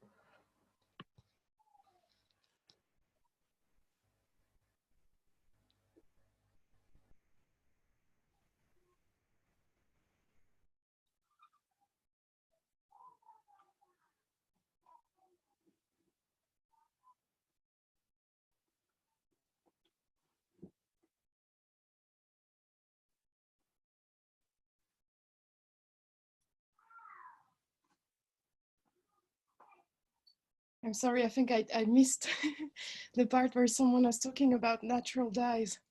Yeah, exactly, yeah. I've been taking a 5-day class for dyeing with plants, and you can really use a lot of things. Yeah, yeah. We were just, one question was like how to fix the color with yes, there are techniques that you need to prepare the fabric before you use the natural dyes, and then it holds. It's really good. So you can here are some samples that I've dyed. Nice. There's wool, cotton, and this is silk velvet actually, and it does hold well, but you need to prepare the fabric. Yeah, okay. You can use different things. You can use some kind of an aluminum salt mix, and that does help the fabric get the dye get into the fabric. But you can also, if you only use maybe wool and silk, they don't need the same preparation as linen and cotton because they're different. So you can just use one step, and this is easier. And I think it's called, I don't know the name in English, but it's something that the oak tree produces when it gets attacked by an insect, and this prepares the fabric to dye actually. So I have it here, and I can probably write things down so you can look at it, because because it's quite it looks complicated, but it's really not. Yeah, you need to buy the right ingredients, and also wash the fabric before you usually you do just wash it just to remove the detergents and everything that has been in the fabric before, so otherwise it won't work, but yeah, it's possible. Okay, cool. And which kind of like really cool if you could share just maybe in the chat also any websites you found useful. Yes, and books as well, because I have a book that's quite good. I think it has pretty much all the basics you need to know, and I think it was translated into French from English, so I will write that down maybe in the chat. Okay, cool. Yeah, you can. Thanks so much. Thank you. Very interesting. And which kind of plants have you been using for the everything, onion, pomegranate. Yeah. I've also been using plants that grow around here that are mostly yellows. It's called reseda in Latin, but it's growing around in Switzerland, so you can pick it up. Yeah.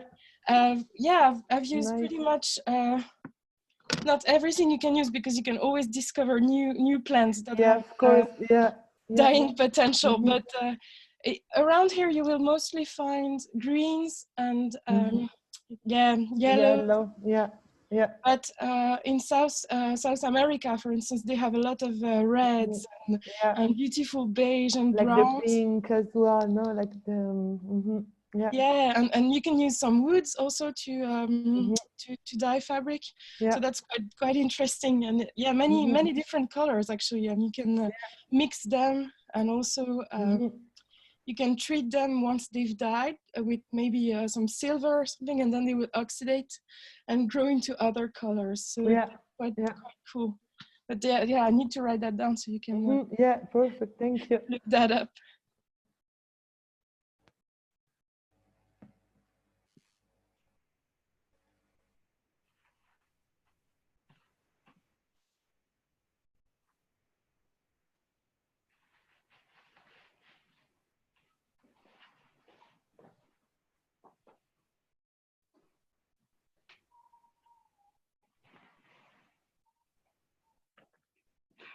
Actually, I have one more quick question about this cover. So this might be quite basic questions for some of you. So see, there is now quite a bit of, so I think I now approximately got it in a shape where I'm kind of happy with this big pouch. I have been experimenting with a second pouch, but it was too symmetric somehow. It didn't look that good. And now I'm thinking still again about how this kind of upper part is going to work. Would you cut this off or just chisel it in the inside? I would just roll it in the inside, yes. Okay, just roll it in the inside and then fix it. Exactly, you can fix it then by hand, like just with the hand stitch. Yeah. And then put the belt holders outside. Exactly, yes. Yeah, I would put some belt holder, like in order to be sure that you can use any kind of belt to wear it. Even like a leather belt or something like this. Yeah. And did you fix already the kind of pocket in the front? Yeah, the pocket. Can you see it? Yeah, I see. Yeah. Yeah, I might try to make it a bit bigger. I haven't really decided. I put it not directly to the front because I felt it was a bit big. Better if it's not a bit like half sideways. Yeah. Yeah, so I'm still be looking into maybe making it a bit bigger. Yeah.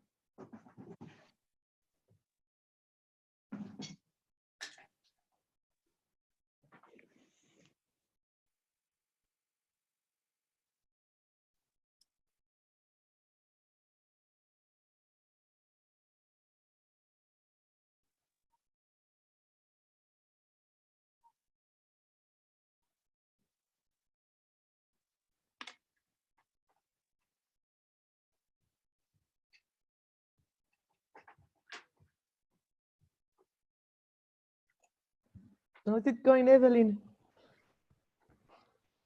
Increase to see. Wait, I have to unmute the.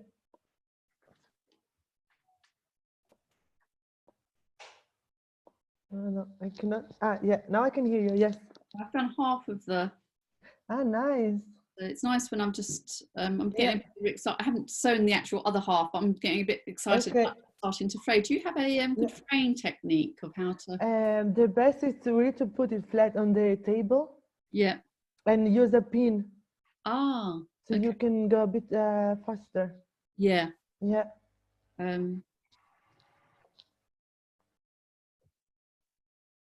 I think after this session, I'll probably sew it up a bit neater. I was trying. No, of course, it also takes time. It's like now in 3 hours, it's really difficult to really like and stitch everything properly. Yeah. Yeah.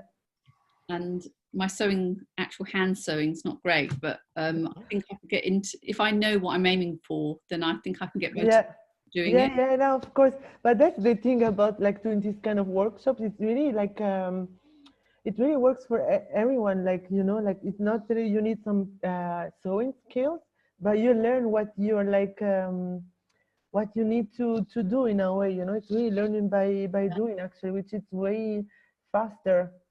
I think it was one of those, I do sort of, with my students, we print on reclaimed clothing, things like that. But for me, it's when it's your own clothes, to actually cut them is quite scary. Yes, exactly. You know your memories. Yeah. It's just that first cut of the sleeve for me. That was my, that was like a huge thing. Yeah, I know. Yeah, no, I totally understand. I had some people before, they were really like scared, like in some other workshops, they were really scared to cut into their own garments. Yeah. And once they did it, they were like, oh my God, now I can do it for any of my garments. I would just keep going and cutting, transforming and stuff. It's really cool. It's really like the goal. Yeah. That's fraying much easier now by laying it flat, which is great. Yeah. Then you can do every like 10 centimeters, let's say, you just fringe it more with the pin. Yeah. And then you just pull the thread in one. Yeah, I've never time. used that way of doing it, so that's great.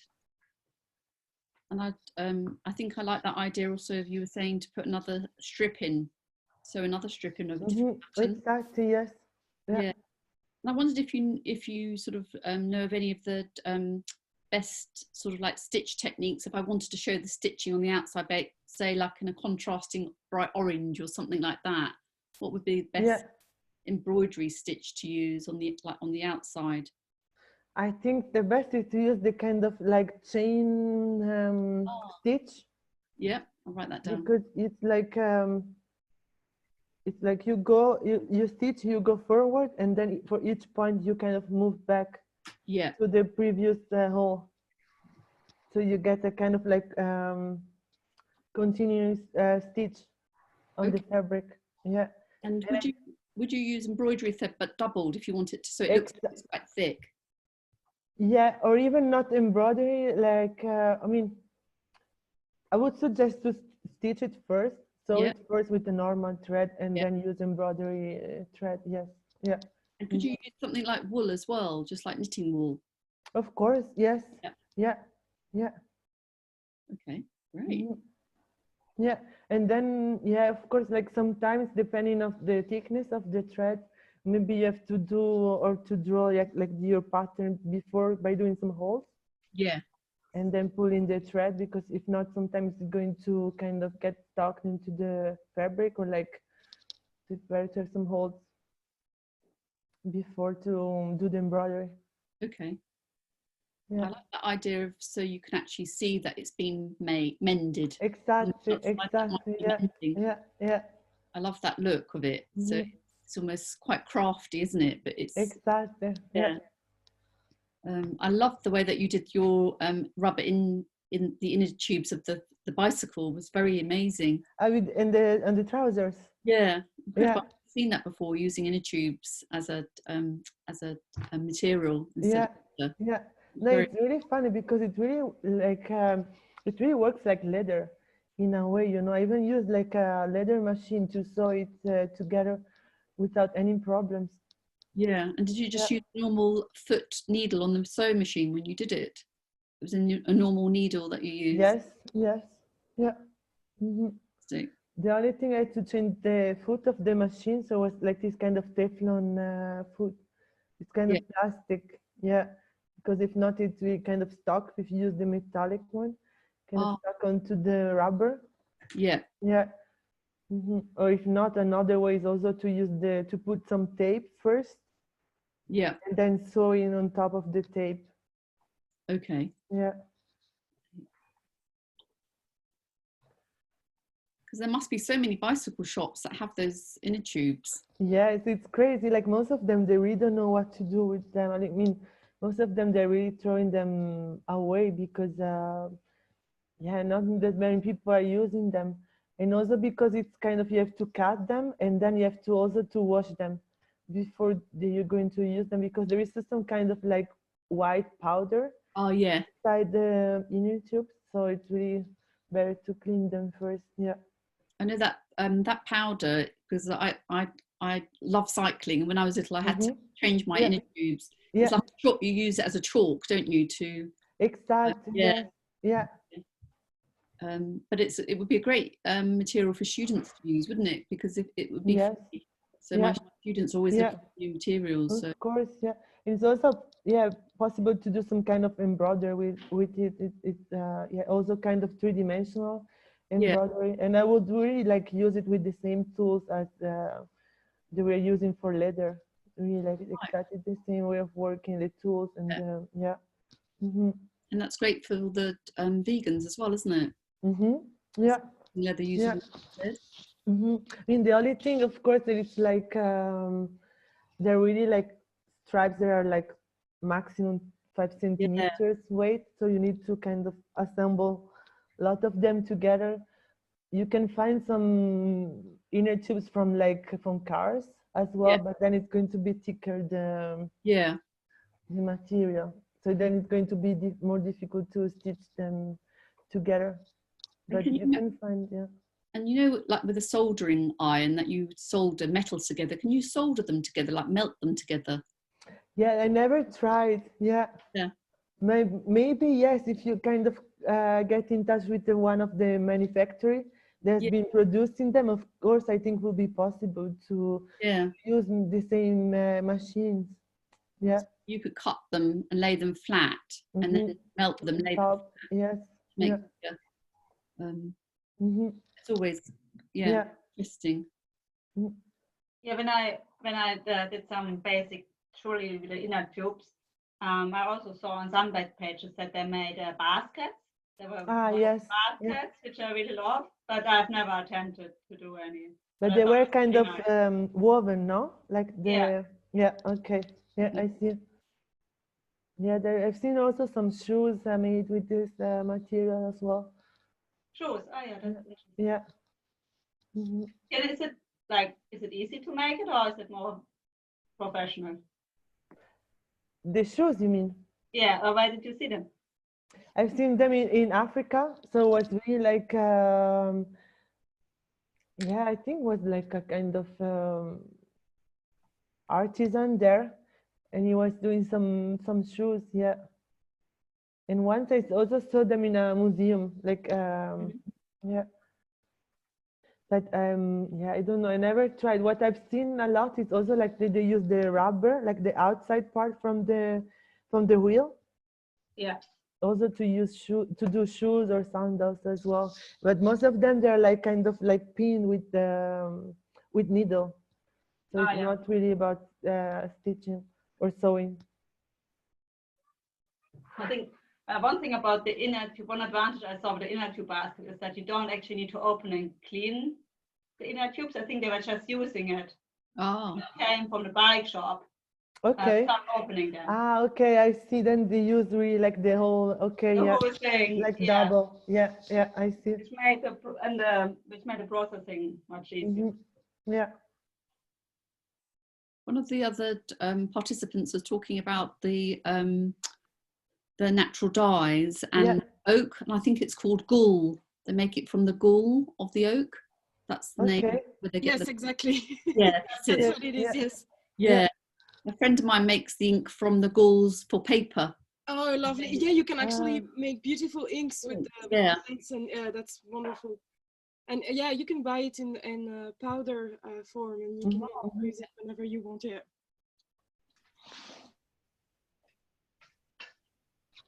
Actually, I'm thinking I'm going to use some natural dyes for this project. Yes, because it's perfect, the color. Yes, the velvet would look good in the middle where the top is now a little bit too much of a difficulty.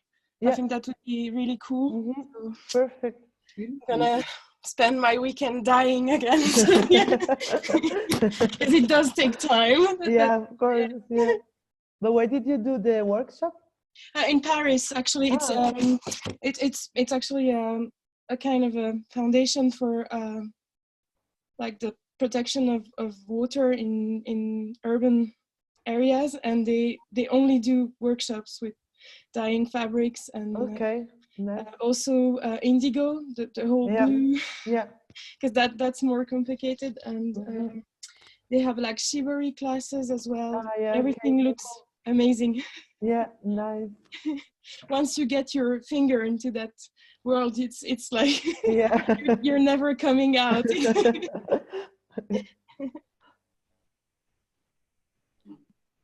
Thanks for sharing.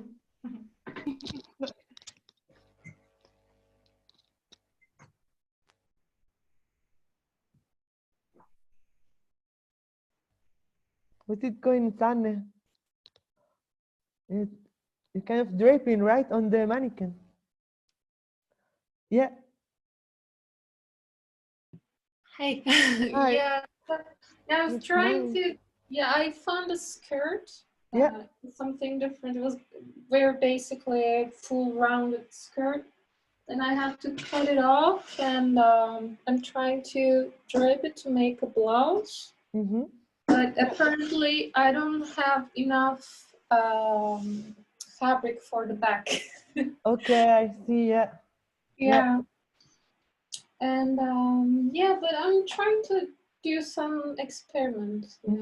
But did you cut the fabric into stripes? The flower? No, it had just like stitches on the both sides of the legs, so I had to cut them there. And also maybe there was another stitch on the back of the skirt.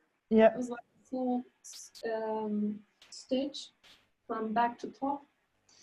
And yes, I'm just like cutting, not in order, but yeah, it's nice. Looks good on the mannequin. Yeah, let's see. Yeah. For the back, maybe I can use another fabric, I thought. Yeah, I think so, yeah. Or what you can always do is like to cut the fabrics. You have like the flower one and the other one, maybe into smaller pieces, you know. Yeah, because I have some scraps. I thought that even like if I cannot make it like a full back from those, I thought that maybe to cut the patterns itself. Exactly, yes. And then maybe to stitch it to another fabric. Exactly, yeah. But it's also like hard to imagine, with the armpit, how to make it like full, to make it equal on the both sides. Yeah.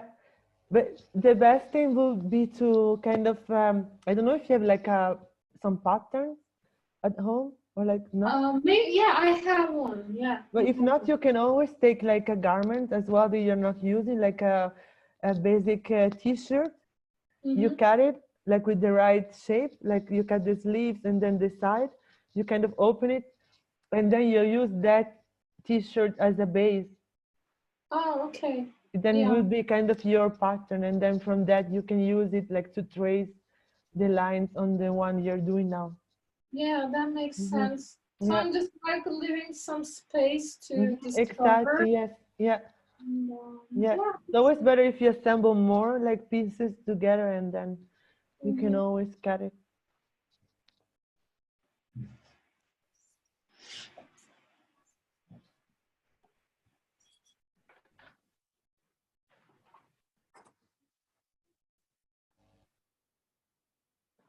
So can I ask you one question? Yeah, sure.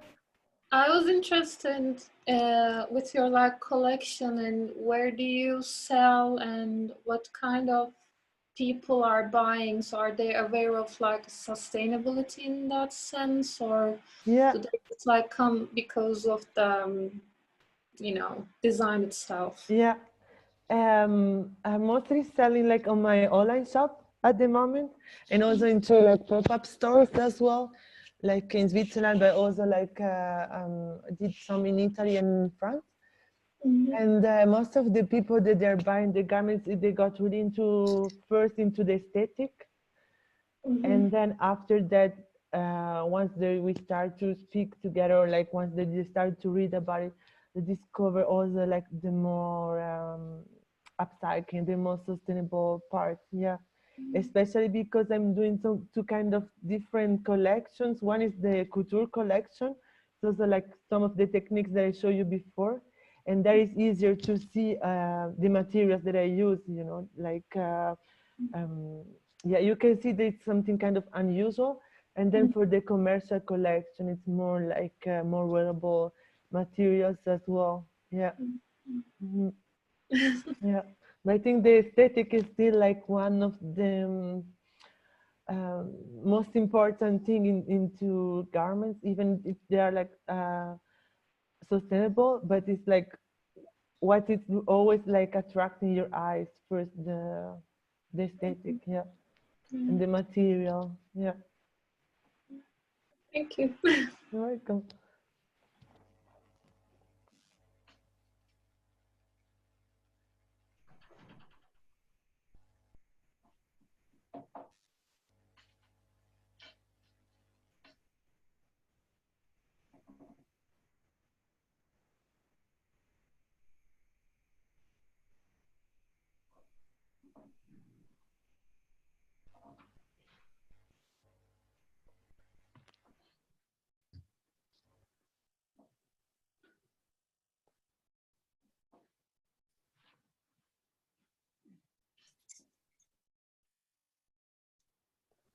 Was it going, Emmanuel? I see you're kind of cutting the fabric. Wait, I can. Is it? Yeah. Okay. Can you hear me? Yes.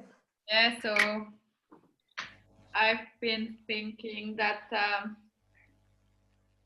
actually I think I've cut a little bit too much in the back.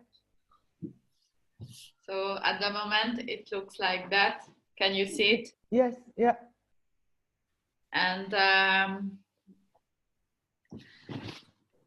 I was wondering how can I do really like a V shape in the back, but I have to think a bit about that.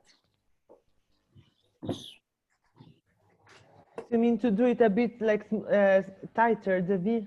Yeah. Okay. But I think in this case, you don't have to replace the fabric with the same size. Yeah, it's the one that you've been cutting. Right. Yeah. So it has to really have just the same length on the side, but there's the fabric in between. You can choose how much, how wide you want to put it. Yeah. Thank you. You're welcome.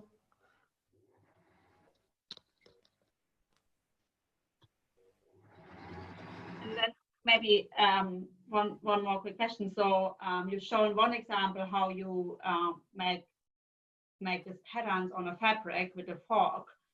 Yeah. And I just wanted to know if you have any other like techniques, how you use paint on on fabric. One that is very common is by using wood. So you take a piece of wood and then you kind of what do you say? Like kind of make your shape inside the wood. And then you put the color on top, and then you also, like with the same technique as with the fork, you place it on the fabric. Yeah. I mean, I've experimented a bit with onions and potatoes, but I wasn't too.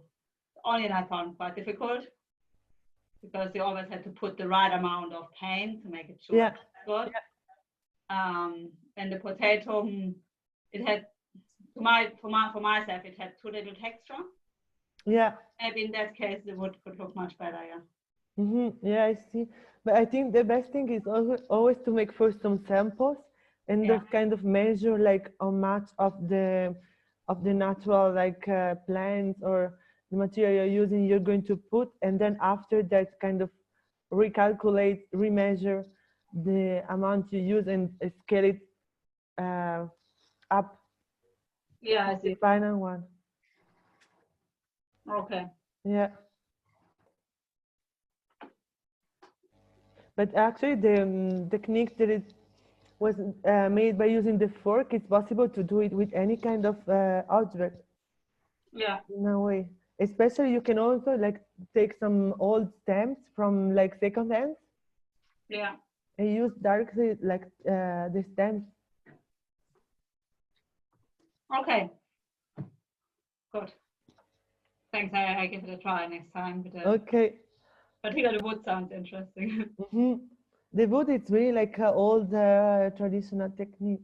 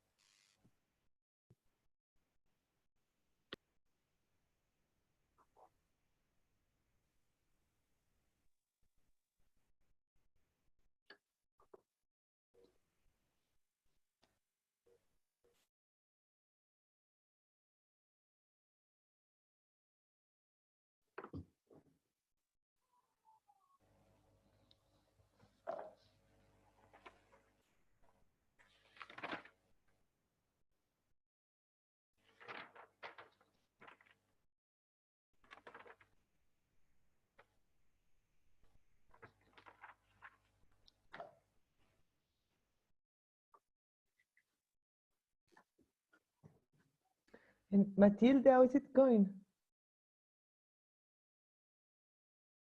You was mute. Oh, sorry. Yeah, okay. Now I can hear. Well, actually, I destroyed like almost everything. No, but just this part here because I felt I could use the pocket to make the shirt.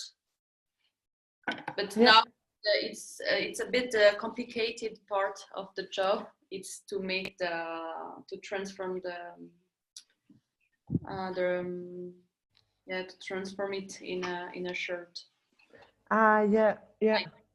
Here in the middle. So yeah, my sister, I think she already did it one. It was a dress, and I transformed it into a shirt, and I had to create that part. Yeah, that's what I was thinking. You need to add a piece of fabric in between. But which shape would you recommend? Or maybe it's a tricky one, but it's not. But I think the best would be a rectangle. Oh yeah.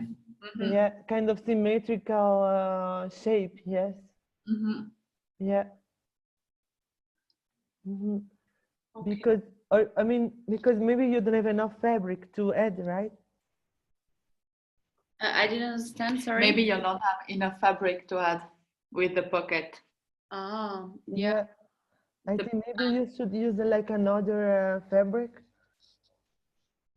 Yeah, maybe I can make both. Yeah. I have to see. Yeah. Really new for me, so. Yeah. Yeah.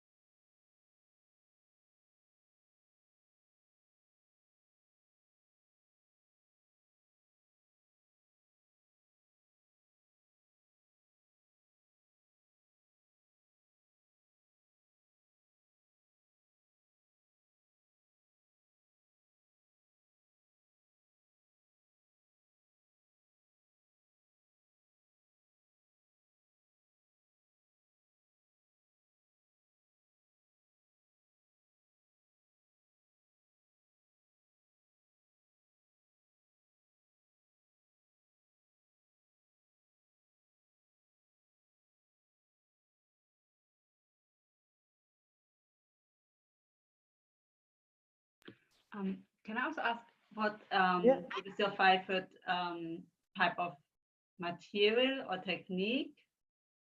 Or, what is the type of thing you found most interesting to work with? Let me think. You mentioned a lot of very interesting things like this wires and the inner tubes, but do you have more of those? Of uncommon materials, let's say. I think one of they've been using is the plastic bags as well. Like a normal plastic bag. They also have been like cutting them into stripes, and then I use them for the crochet. Okay. Yeah, and you can also like use them for the knitting as well. And then you have like different colors. I choose to use mostly just like transparent plastic bags, but you can find them in many different colors. Yeah. But let me think. Yeah, I got really more into kind of materials that I can easily reconstruct into something completely different, like more, let's say, threads as well, or like leather shapes. And I really like even to use some kind of knot sewing techniques as well. I really like the one that I showed you before, like with the leather and the eyelets, in which you need just the ropes to connect the different shapes. That's a technique that I really liked. And I mean, as a material, something that I really like that I haven't been using before is the leather.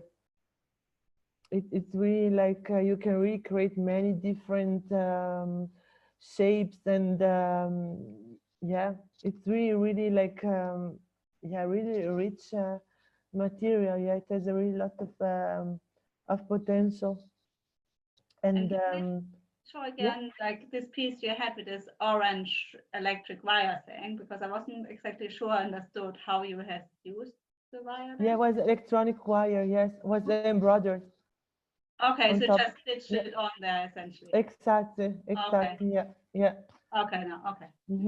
And then in that particular garment, I've been using a thread kind of like with long hair, kind of fluffy thread. And it was like going through the electric wire. Okay. Yeah. And I mean, another technique that I really like is the weaving, because there you can also use any kind of material. So like from inner tubes, from plastic bottles, anything, and you can really create your own surface. Yeah, I think that's really cool. And even because you don't really need like, you can also do your own frame.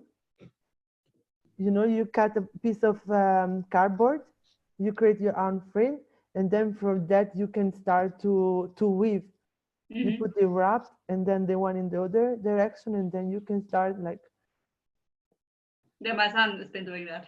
Okay, yeah, it's really cool. I really like it, because then you can always also use like a, I don't know, let's say you can cut like a t-shirt into stripes, and then you use the t-shirt. Yeah. Or if you prefer, you can use also add some kind of more embellishment, like the metallic objects or like plastic objects as well. And then you use the woven parts you put in a piece of cloth again? Or once you have a woven part, so what are you doing with it? Most of the time, I'm kind of keeping them as a garment itself. Okay. So once it was like a coat with the sleeves and collar, kind of like classic shape.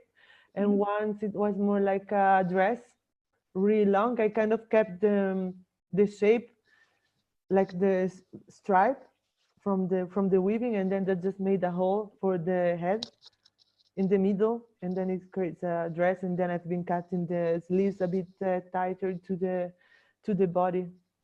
Okay. Yeah.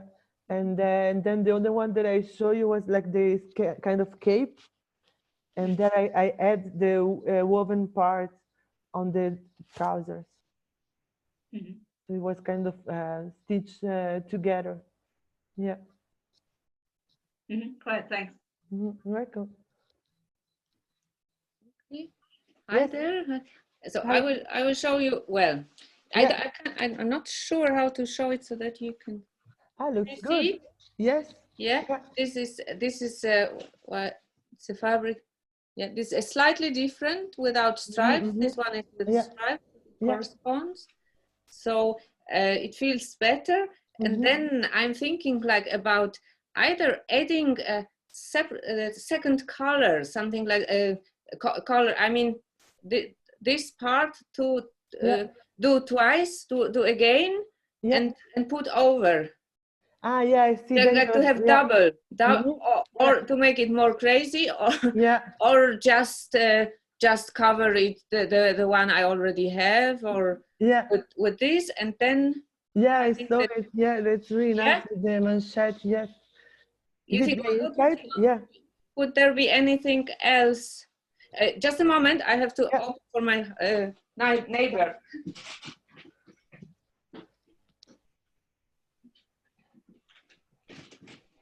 So I'm back. Okay. Do you think like something? I really like the detail on the manchette. Yeah. You did it super nice, and even on the side, and you can also see that it fits better, like the shape of the. Yeah, sure. I mean, it shirt. feels really comfortable. So the matter is, does it really need something more like here, or a color? I like the idea of the double color. Yeah. Yeah. You think so? Yeah. And even maybe try to do some kind of ruffles with the same fabric. On the here the ruffles. Yeah, in the front. Yeah. Okay, then it will be like very rich. Yeah. Yeah, but well, I mean, it's why not? I think. Yeah, I mean, you can just try to do the ruffle, and then you can see if you want to place them in the front, or maybe you can also use them for another garment. Or perhaps like on also the edge, or yeah. Okay. Yeah. Okay, good. But I really like this. I mean, it's really a good idea. It just I opened the seam the right way, so I have really a chance to do it a very well, like comme il faut. Yeah, you did on both sides. Yeah. Well, but this is just the pin. You know? Yeah. Okay. Yeah, it will be. But for me, it's important to do it the couture way, not just cut, but open the seams. And Well, it looks really nice. Yeah, so I will. It will take time to finish, but I think it's really worth. Of course, yes. No, it's really good step. Good. So I there are probably other people waiting. If not, that I would be really interested in your brief idea about my vintage dress, the old one. In which direction? In which direction should I go for changement to make it like more up to date? But I think it's very, very traditional, like Dior style. Yeah, I see. Yeah, I think I would try to replace some parts of the corset. Yeah. On top by using a different fabric. Different fabric, like here I already once tried, but it's another black. So you like another color or pattern? Yes. Or, Yeah, I think would be nice. You mean like this, or rather like? I think I see it more vertical. Vertical, yeah. Yeah. And then about the bottom part, I think, because does it have like an under construction inside? It's like we have a here. I can hear it's cut here. And then there are pleats. Okay. And it's round. Yeah. So I can open here and add anything. That's what I was thinking. Maybe try to open the pleats. Yes. And then try to drape it in a different way. To drape differently. You think? Yeah. What do you mean differently? like to create something that's maybe more just on the side or just in the back. I see. So they have the fabric because it's going to be quite long, I think, once you open it, and then you can like pin it in a different way. Not you mean to not this really exactly, like not just like with the pleats, really classic, like with the same distance, but something maybe a bit more asymmetrical. Okay. I think could be nice, maybe just on the side. I see. Yeah. So not even adding, not necessarily adding another fabric, but just different form of pleats and draping. Yeah. Yes, exactly. Yeah. Yeah. Not yeah. Okay. Good. Yeah. And another way that you could do is also like maybe try to drape even the bottom of the dress. Do you pull it to the up? You mean this one, the exactly. edge? By fixing it on the skirt itself. Then you create more volume. Like you mean something like this? Exactly. Yes. Yeah. Yeah. Okay. Then it would be really nice as well. And that's also maybe just on the side or on the back. Not yeah. Yeah. Okay. Because once they open it, you really have a lot of I have enough fabric, to definitely. play with. Yes. Yeah. Good. Yeah. Thank you. Thank you very much. Okay. I'll leave free for others.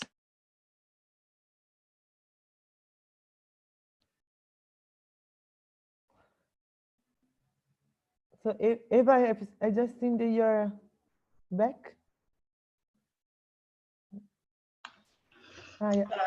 So I want to tell you also another, sorry, I don't know if you hear me, a book by India Flint that is very interesting for the natural dyeing. Maybe I write you on the chat. Yeah, you can, just write it down in the chat then. Okay. So I don't know if you see the mannequin because I see the video is a little dark. Now I can see, Yes. Okay. So I inverse the original shirt. Now it's a bit too dark. Wait, before was better when you were like. Okay, so wait, I put it down. Aspetta.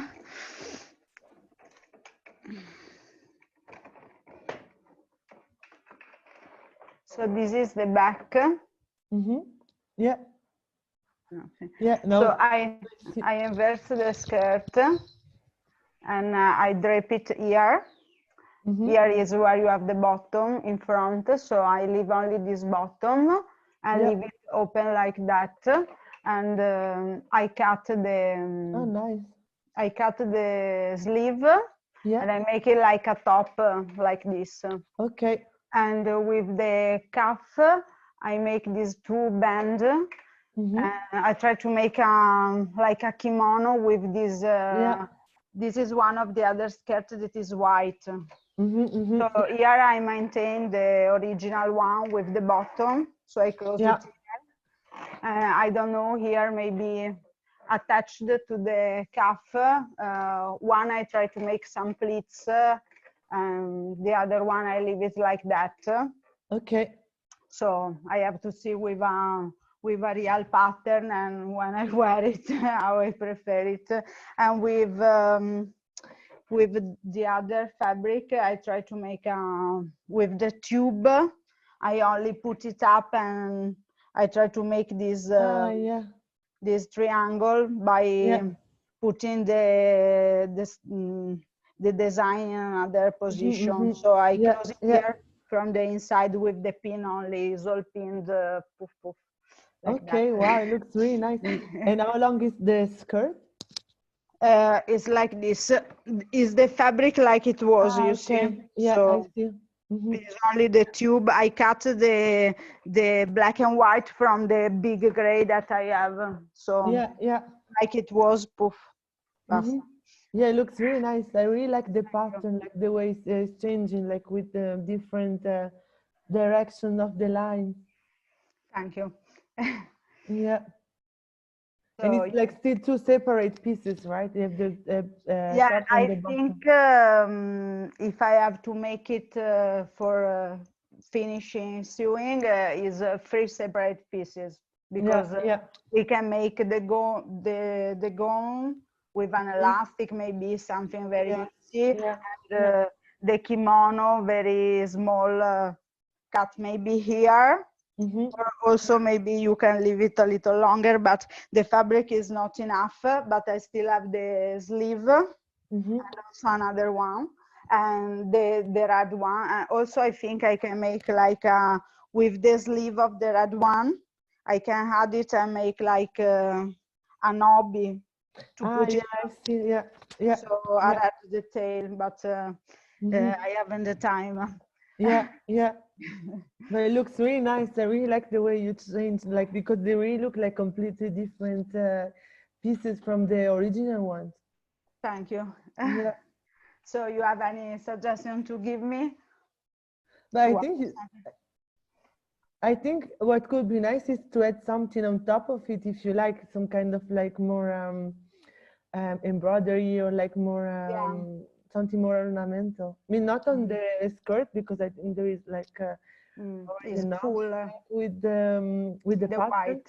Yes, but maybe for the top, maybe like to add in like a kind of color that could be embroidered, or like yeah. Maybe something here in the color of the shirt, a flower or something. Yes, yeah, it could be nice to have more contrast, or even like yeah, just on white or black. I think would be nice, because you have some black and white on the skirt.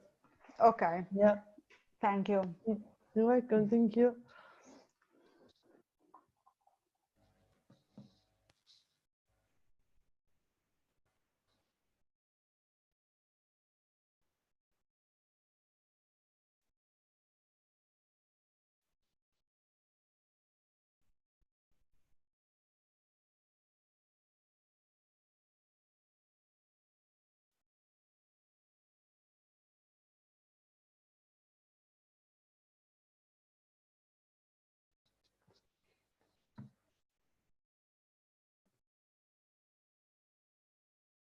You have seen it's already like 20 to 5. So if you want, you can we can start to make a little round where you show a bit to the other people from the group about what you've been doing. Even if, I mean, it doesn't have to be finished at all, but just to see the process, and maybe other people could also give you some advices about how to continue to work on the garments.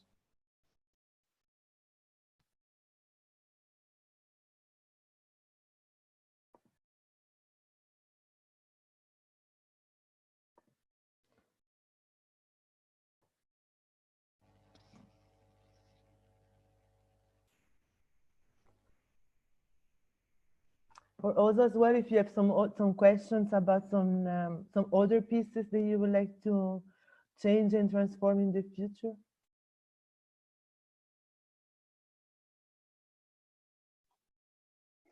I have a question about your job, the bag that you show us in the slide. So like the colored surface is like, I don't know, crochet, embroidery, or yeah, crochet, yes, yeah. Okay, very nice, very Thank you. nice. I love Thank it. Yes, actually I've been really like cutting the original bag into stripes and then reconnected everything with the crochet technique. Yeah, very nice, because it's like a kind of urban style, but it seems a shell. I don't know, it's very particular. I mean, actually the shape is really simple, because it's like a circle and then it's folded. Yeah, and actually the bags, I've been using them from, I did a collaboration with the Swiss brand Question, and that is actually like bags that the customer have been returning because they were like too, there's some defects, there were damaged, or there were some mistakes, or the color was a bit fading on the fabric. Yeah. So you take it exactly. and give a new life. Yes. Good. Very good.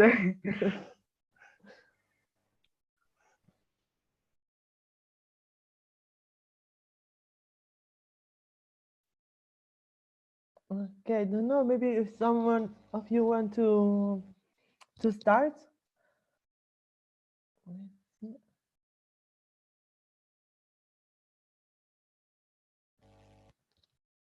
Evelyn, you want to start? Maybe I've seen that you're already wearing your creation. Wait, how can I? Can you unmute? Yeah, now it works. Yes. Oh, yeah. Okay. Yeah, So great. I'm very happy with the with the sleeve. Yeah. I put this on because I like to wear a lot of different things, so I'm really happy with that. Yeah. And I think I just need to do a bit more of the fraying. That's all. But I do the sleeve. Yeah. Yeah. I see. And then I do have from that. Obviously now I have a little pair of shorts that are. Yeah, of course, yes. But the waistband is actually too small, so I just wondered if you had any ideas of how to just for me to make that bigger or to make it into something else. Yeah, I think the easiest way would be to add a stripe on the side, on both sides. Yeah, and of course the thing is actually you have to cut also the belt of the trousers. Okay. You know, then it's like either you just put a stripe. Yeah. On the side, or if you want, you can also like use some other pieces of the trousers to keep the belt with the same fabric. Okay. Without having the contours of the side stripe being different from the belt to the bottom. Yeah. Okay. Yeah, I like the idea of having. There was another participant who did that. You showed to do that fantastic. Yeah, exactly on the shirt. Yes. Really, that's such a fantastic technique. So I like the idea of having a different pattern. I like pattern and pattern. So that's perfect. That would be cool. You could also use the sleeves, the original sleeve from the jumper. There you have like an ensemble. Yeah, this one. Exactly. Yes. Yeah. Have a whole total look. Yeah, have a full outfit going. Exactly. Yeah. Yeah. Thank you so much. I've learned so much today. Thank you. It's really nice. I hope you're happy with the result. But it looks really great. Yeah, I'm really happy with it. It feels great to use the two garments that I wasn't doing. Now I have the confidence to do the cutting. That was the main. Yeah. I understand. Yeah. Yeah. Nice. Thank you. Cool. Thank you.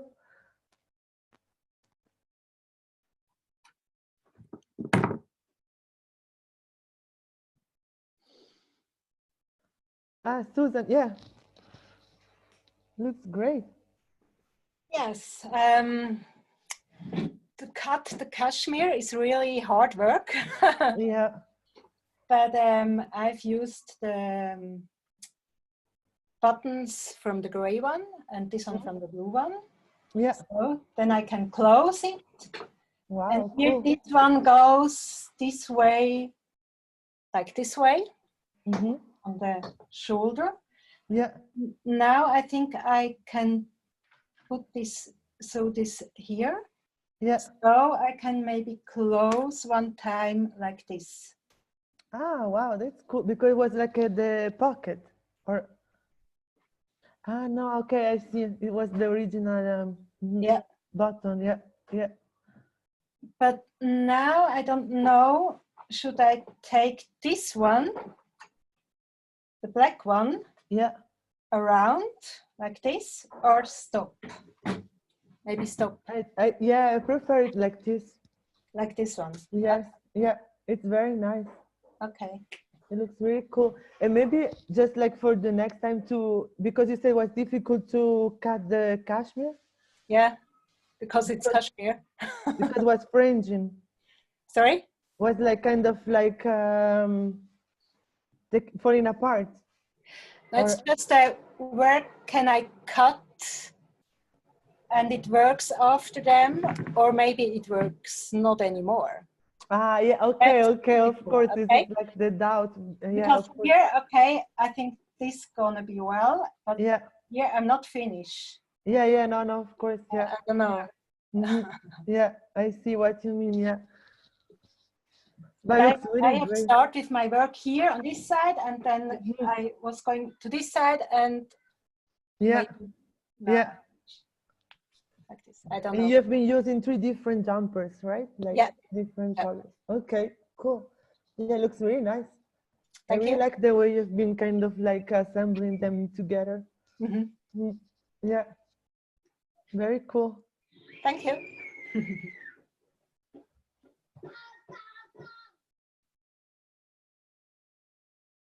So let's see. Okay, I don't Yeah. know. Hi. Hi. I don't know if you can see from the distance.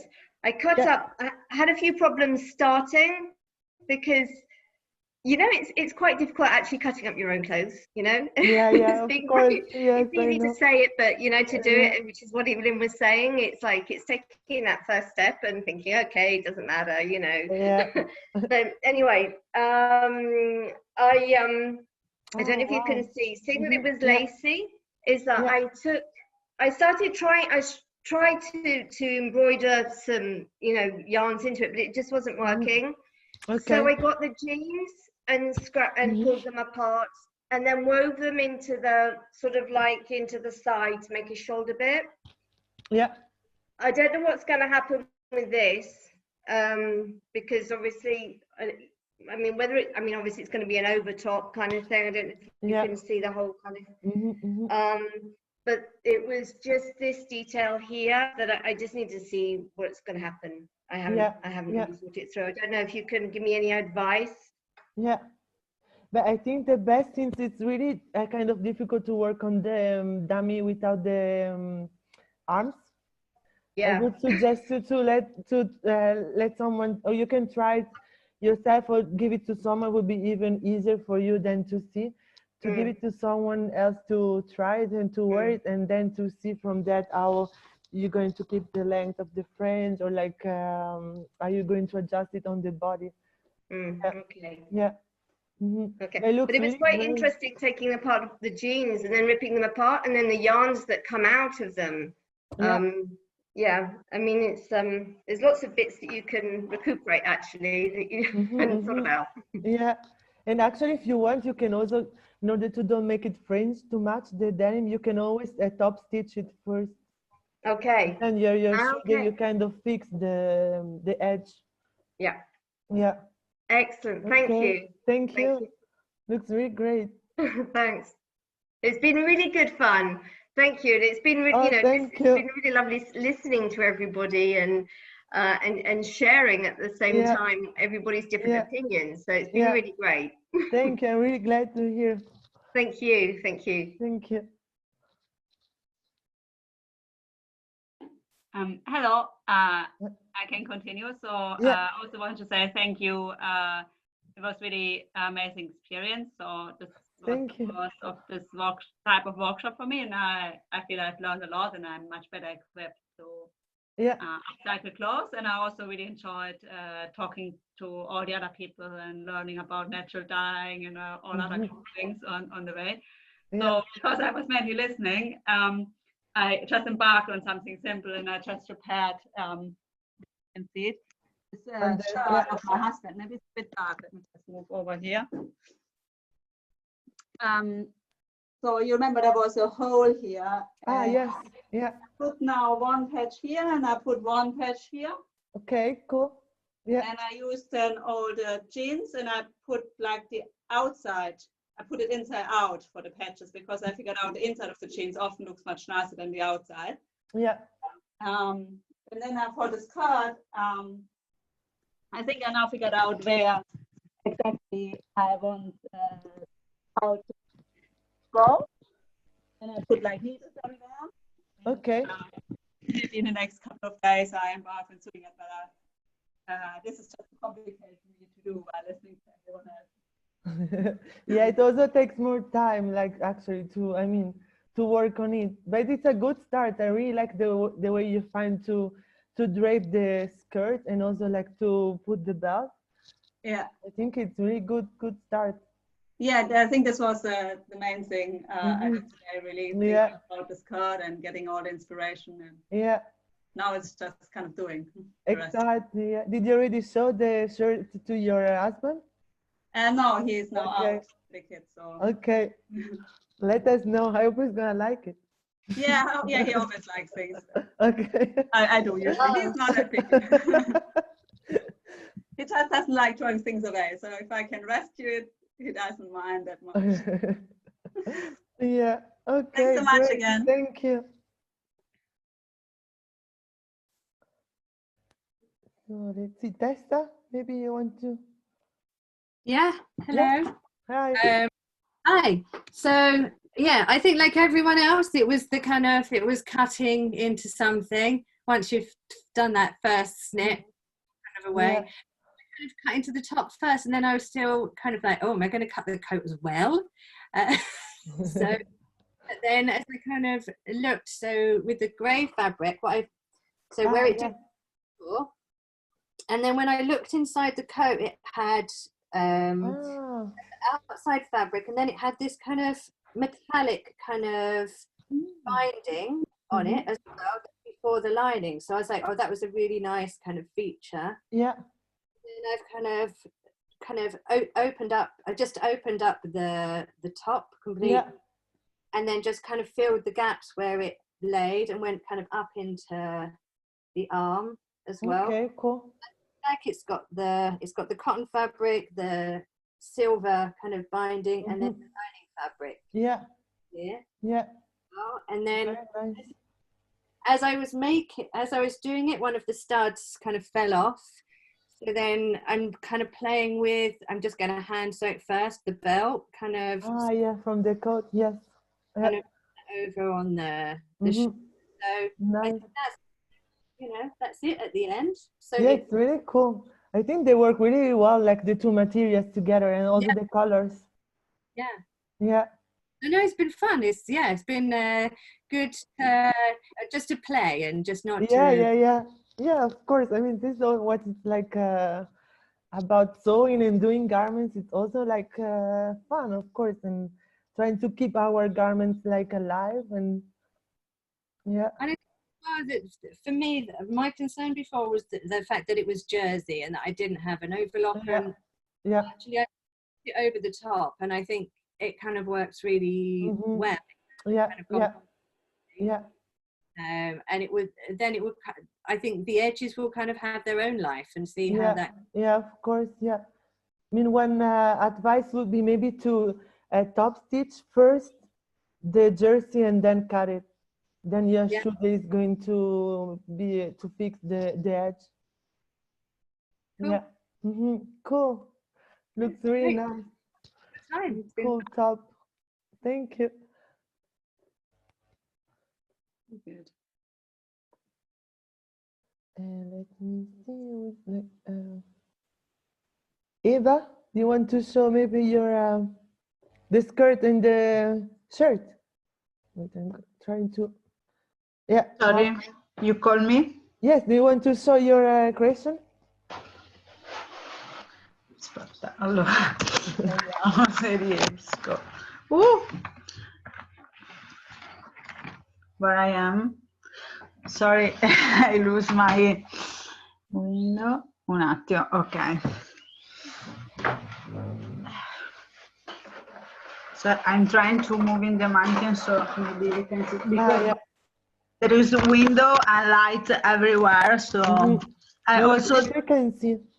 The mannequin is the same, is red like the shirt, so you don't see the ear is cut, and also ear is open, and here, so it's difficult to see. So here is the point of connection. The different sleeve, one I leave it like this, and one I try to fold it, and after I will decide. So this I only pin it like that, and this is the skirt, but it's difficult to see the shape here. It's only pin with a different angle. Looks really cool. Because you just use the tube, right? You had like the it's only the tube. Take it like that, and so I pin it from inside. Yes. Because I don't sew it, so I pin it here to have this this line attached together, and after I make two pin here, and you get this kind of rombo. Sorry, I don't know how to say the shape. See what you mean. Okay, very cool. Thank you. Nice, thank you. Let's see, Amandine, maybe. Wait. Yes. Yeah. Okay, cool. So yeah, I tried to find the good lighting so you can see. So I cut the top from the bottom. Yes. And I think now it's really cool because you could wear this just with a black skirt or jeans or whatever.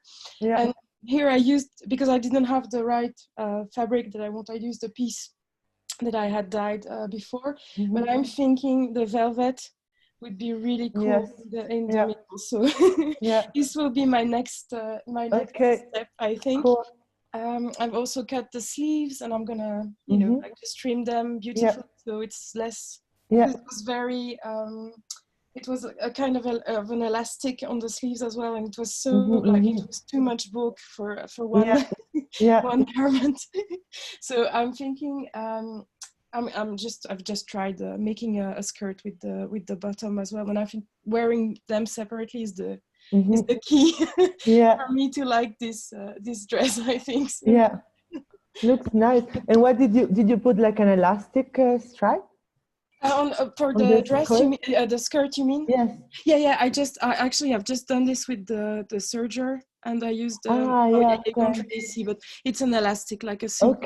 That's perfect. Yes. Elastic, and I think it works. I would have loved to have like a larger elastic, but you know it will do. Yeah. No, you can always add it on top. Yes. Yes, and use what you have. So yeah, exactly. Yes. Very nice. So yeah, thank you very much.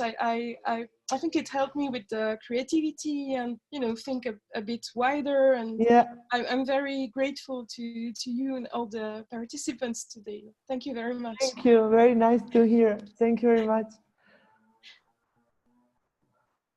Let's see if Beata, I will show shortly. Yes. You have seen, but for all others, yes. This is the changement on the side. Yeah. And I will do another color and put it on top on the old one, and I will do the cuffs. Manchette, yes, like this. Yeah, and nice.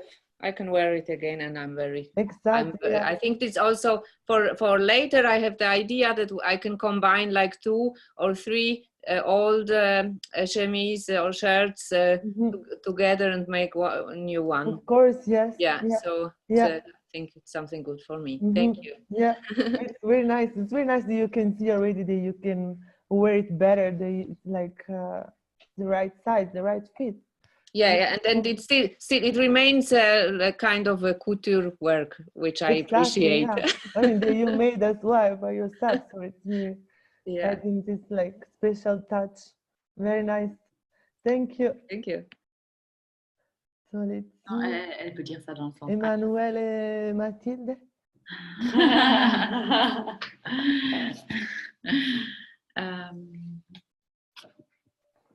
So yeah, I'm kind of slow, so I haven't done much, but I can already show you. Yes, yeah, perfect. You cut the triangle too. Yeah. What do you think? Between. It's good. I think it's I mean, it seems to be the right size. Yeah, I think so. So I have to sew the other side, and I will show you what's happening here.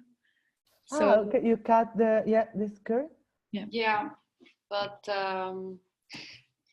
now it's a bit like I'm super slow, and I don't know how to continue now to use the pocket and then just close the short. Yeah. Wait, let me see. But I think maybe the piece of fabric from the pocket it's a bit too small for I think so. Yeah. Yeah. Would maybe be better to use like a fabric from another garment or like another piece of fabric. Yeah. Okay. And I think the way that Emmanuel did on the other dress, I think was the best way to create the shorts out of skirt. Yeah. By adding like just a rectangle. Yeah. I would try to do in that way. Okay. Yeah, then I will try to use another material maybe. Yes, I think so, because I really think it's maybe too small, the fabric from the pocket. Yeah. That's true. Yeah, but cool. I mean, it's a good start. But of course, it like takes time if it's like, especially if it's like the first time. So take your time. I hope you're going to continue to work on it. I will. But thank you so much. We've learned a lot today. Thank you. It was amazing. Thank you. Nice. Thank you. Right. So let's see. We have Lisbeth. Oh, yeah. Okay. So I had this from bed thread. Yeah. And then when you showed the what can you do, I saw the quilting, and then I remembered I had the lining. Ah, yes. The jacket. So I wanted to make a vest, so I can turn it around. Like double face. Yeah. So and then I'm gonna do some. I think I'm gonna do some geometric quilting on the inside and see how that goes. I'm not sure if I should open up the stitches on this side before I start quilting, or just see what happens. The original, you mean? Yeah, because it has some. It has a bit of stripes on the inside from the original quilting. Yeah.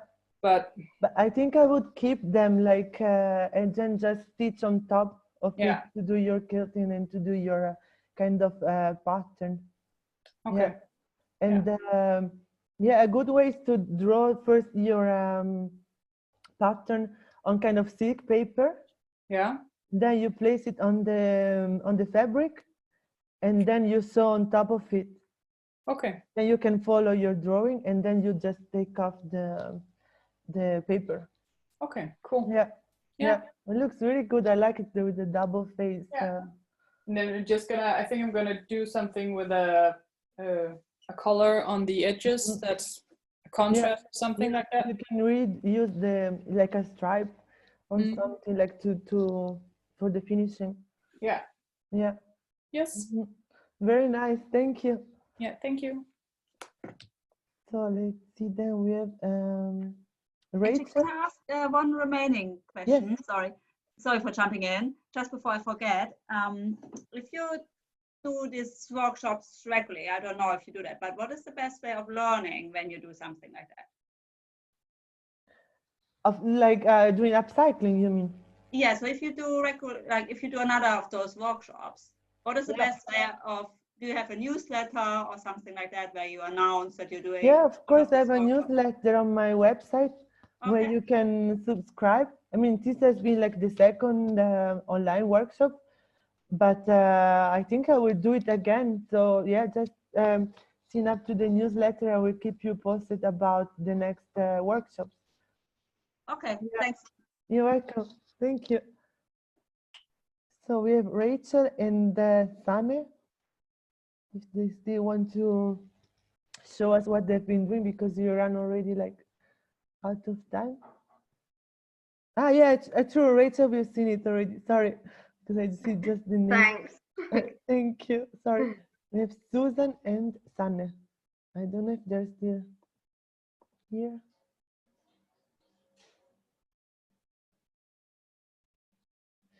But yeah. Ah, yeah, we have Sanne here. Yeah, okay. Hello. So basically, I tried to figure out the back of the garment. I do this loose stitch just to see how it looks on me. So I'm just like trying to figure out what can I do. So I like this kind of triangle part. It goes up to my knee. I think I will use it as an asymmetrical shirt. Yeah, nice. And yeah, I think I will just continue in the future days as well. Okay, cool. But there is also one thing I want to ask with another upcycling project of mine, which I'm using wool as well. Yeah. So by accident, it ended up in washing machine and it got shrunk. Ah, yes. Yeah. So I had to cut the sleeves and I put it on the here, like as you know, just to have more space in the bodice. Yeah. But I was thinking if I can be more creative in this one because it looks a bit like you know, plain to me. Yeah. So what kind of materials apart from wool, because I don't have any other wool right now, I can use to, you know, add as a like a sleeve or just to make more like embellishment in that sense? Yeah, I think an embellishment would be nice. Also, like try to do like a kind of patchwork, like to add some stripes in the middle, like even in different directions. Also with a different fabric, it doesn't have to be wool. Okay. Yeah, and just to make sure that you have a bigger surface, and then you can from there create your garment. Yeah, yeah. But with wool, it's also nice to do the bleaching. You know, like sometimes it really works and it's very nice. What's the method for that? I'm gonna write you in the chat. It's a bleaching technique. You have to use it's called Schabelwasser. I don't know the name in English actually. But and then you get like you take off the color from the fabric. Oh, okay. Yeah, will be nice. Yeah, I will try that. Yeah. Thank you. Okay, perfect. Yeah, I think we've seen the project of all of you, and yeah, I would like to thank you for being part of the workshop. I think you did a really good job, and there were some really amazing results. And yeah, if you want to keep in touch, just subscribe to the newsletter on my website or like on the one from the Fashion Open Studio or from Fashion Revolution, also Fashion Revolution Switzerland. I've seen also Isabella is back. And yeah, here all the time. okay, cool. Yeah, and yeah, keep posted about the other, like I think there's still like few activities and events in the last 2 days of the Fashion Revolution program. And yeah, I hope you enjoyed and you will keep on working on your garments and transforming them. Yeah, it's super amazing to have you all with us, and really thank you so much for joining. It's super like really inspiring. All of you have so many ideas, and obviously everyone is super dedicated, and that's really the spirit that we need for a change. So thank you guys. Every hole that you stitch, everything that you upcycle, everything that you do is a tremendous action towards a better future. So please keep up. Thank you, Rafa, as well. Like we learned so much. Thank you. And yeah, thanks. Bye. Bye. See you soon. Bye. Thank you. Thank you. Bye-bye. Bye. Bye-bye. Bye. Thank you. Bye. Bye. Thank you. Ciao a tutti. Thank you, everyone. Bye. Thank you. Bye. Bye.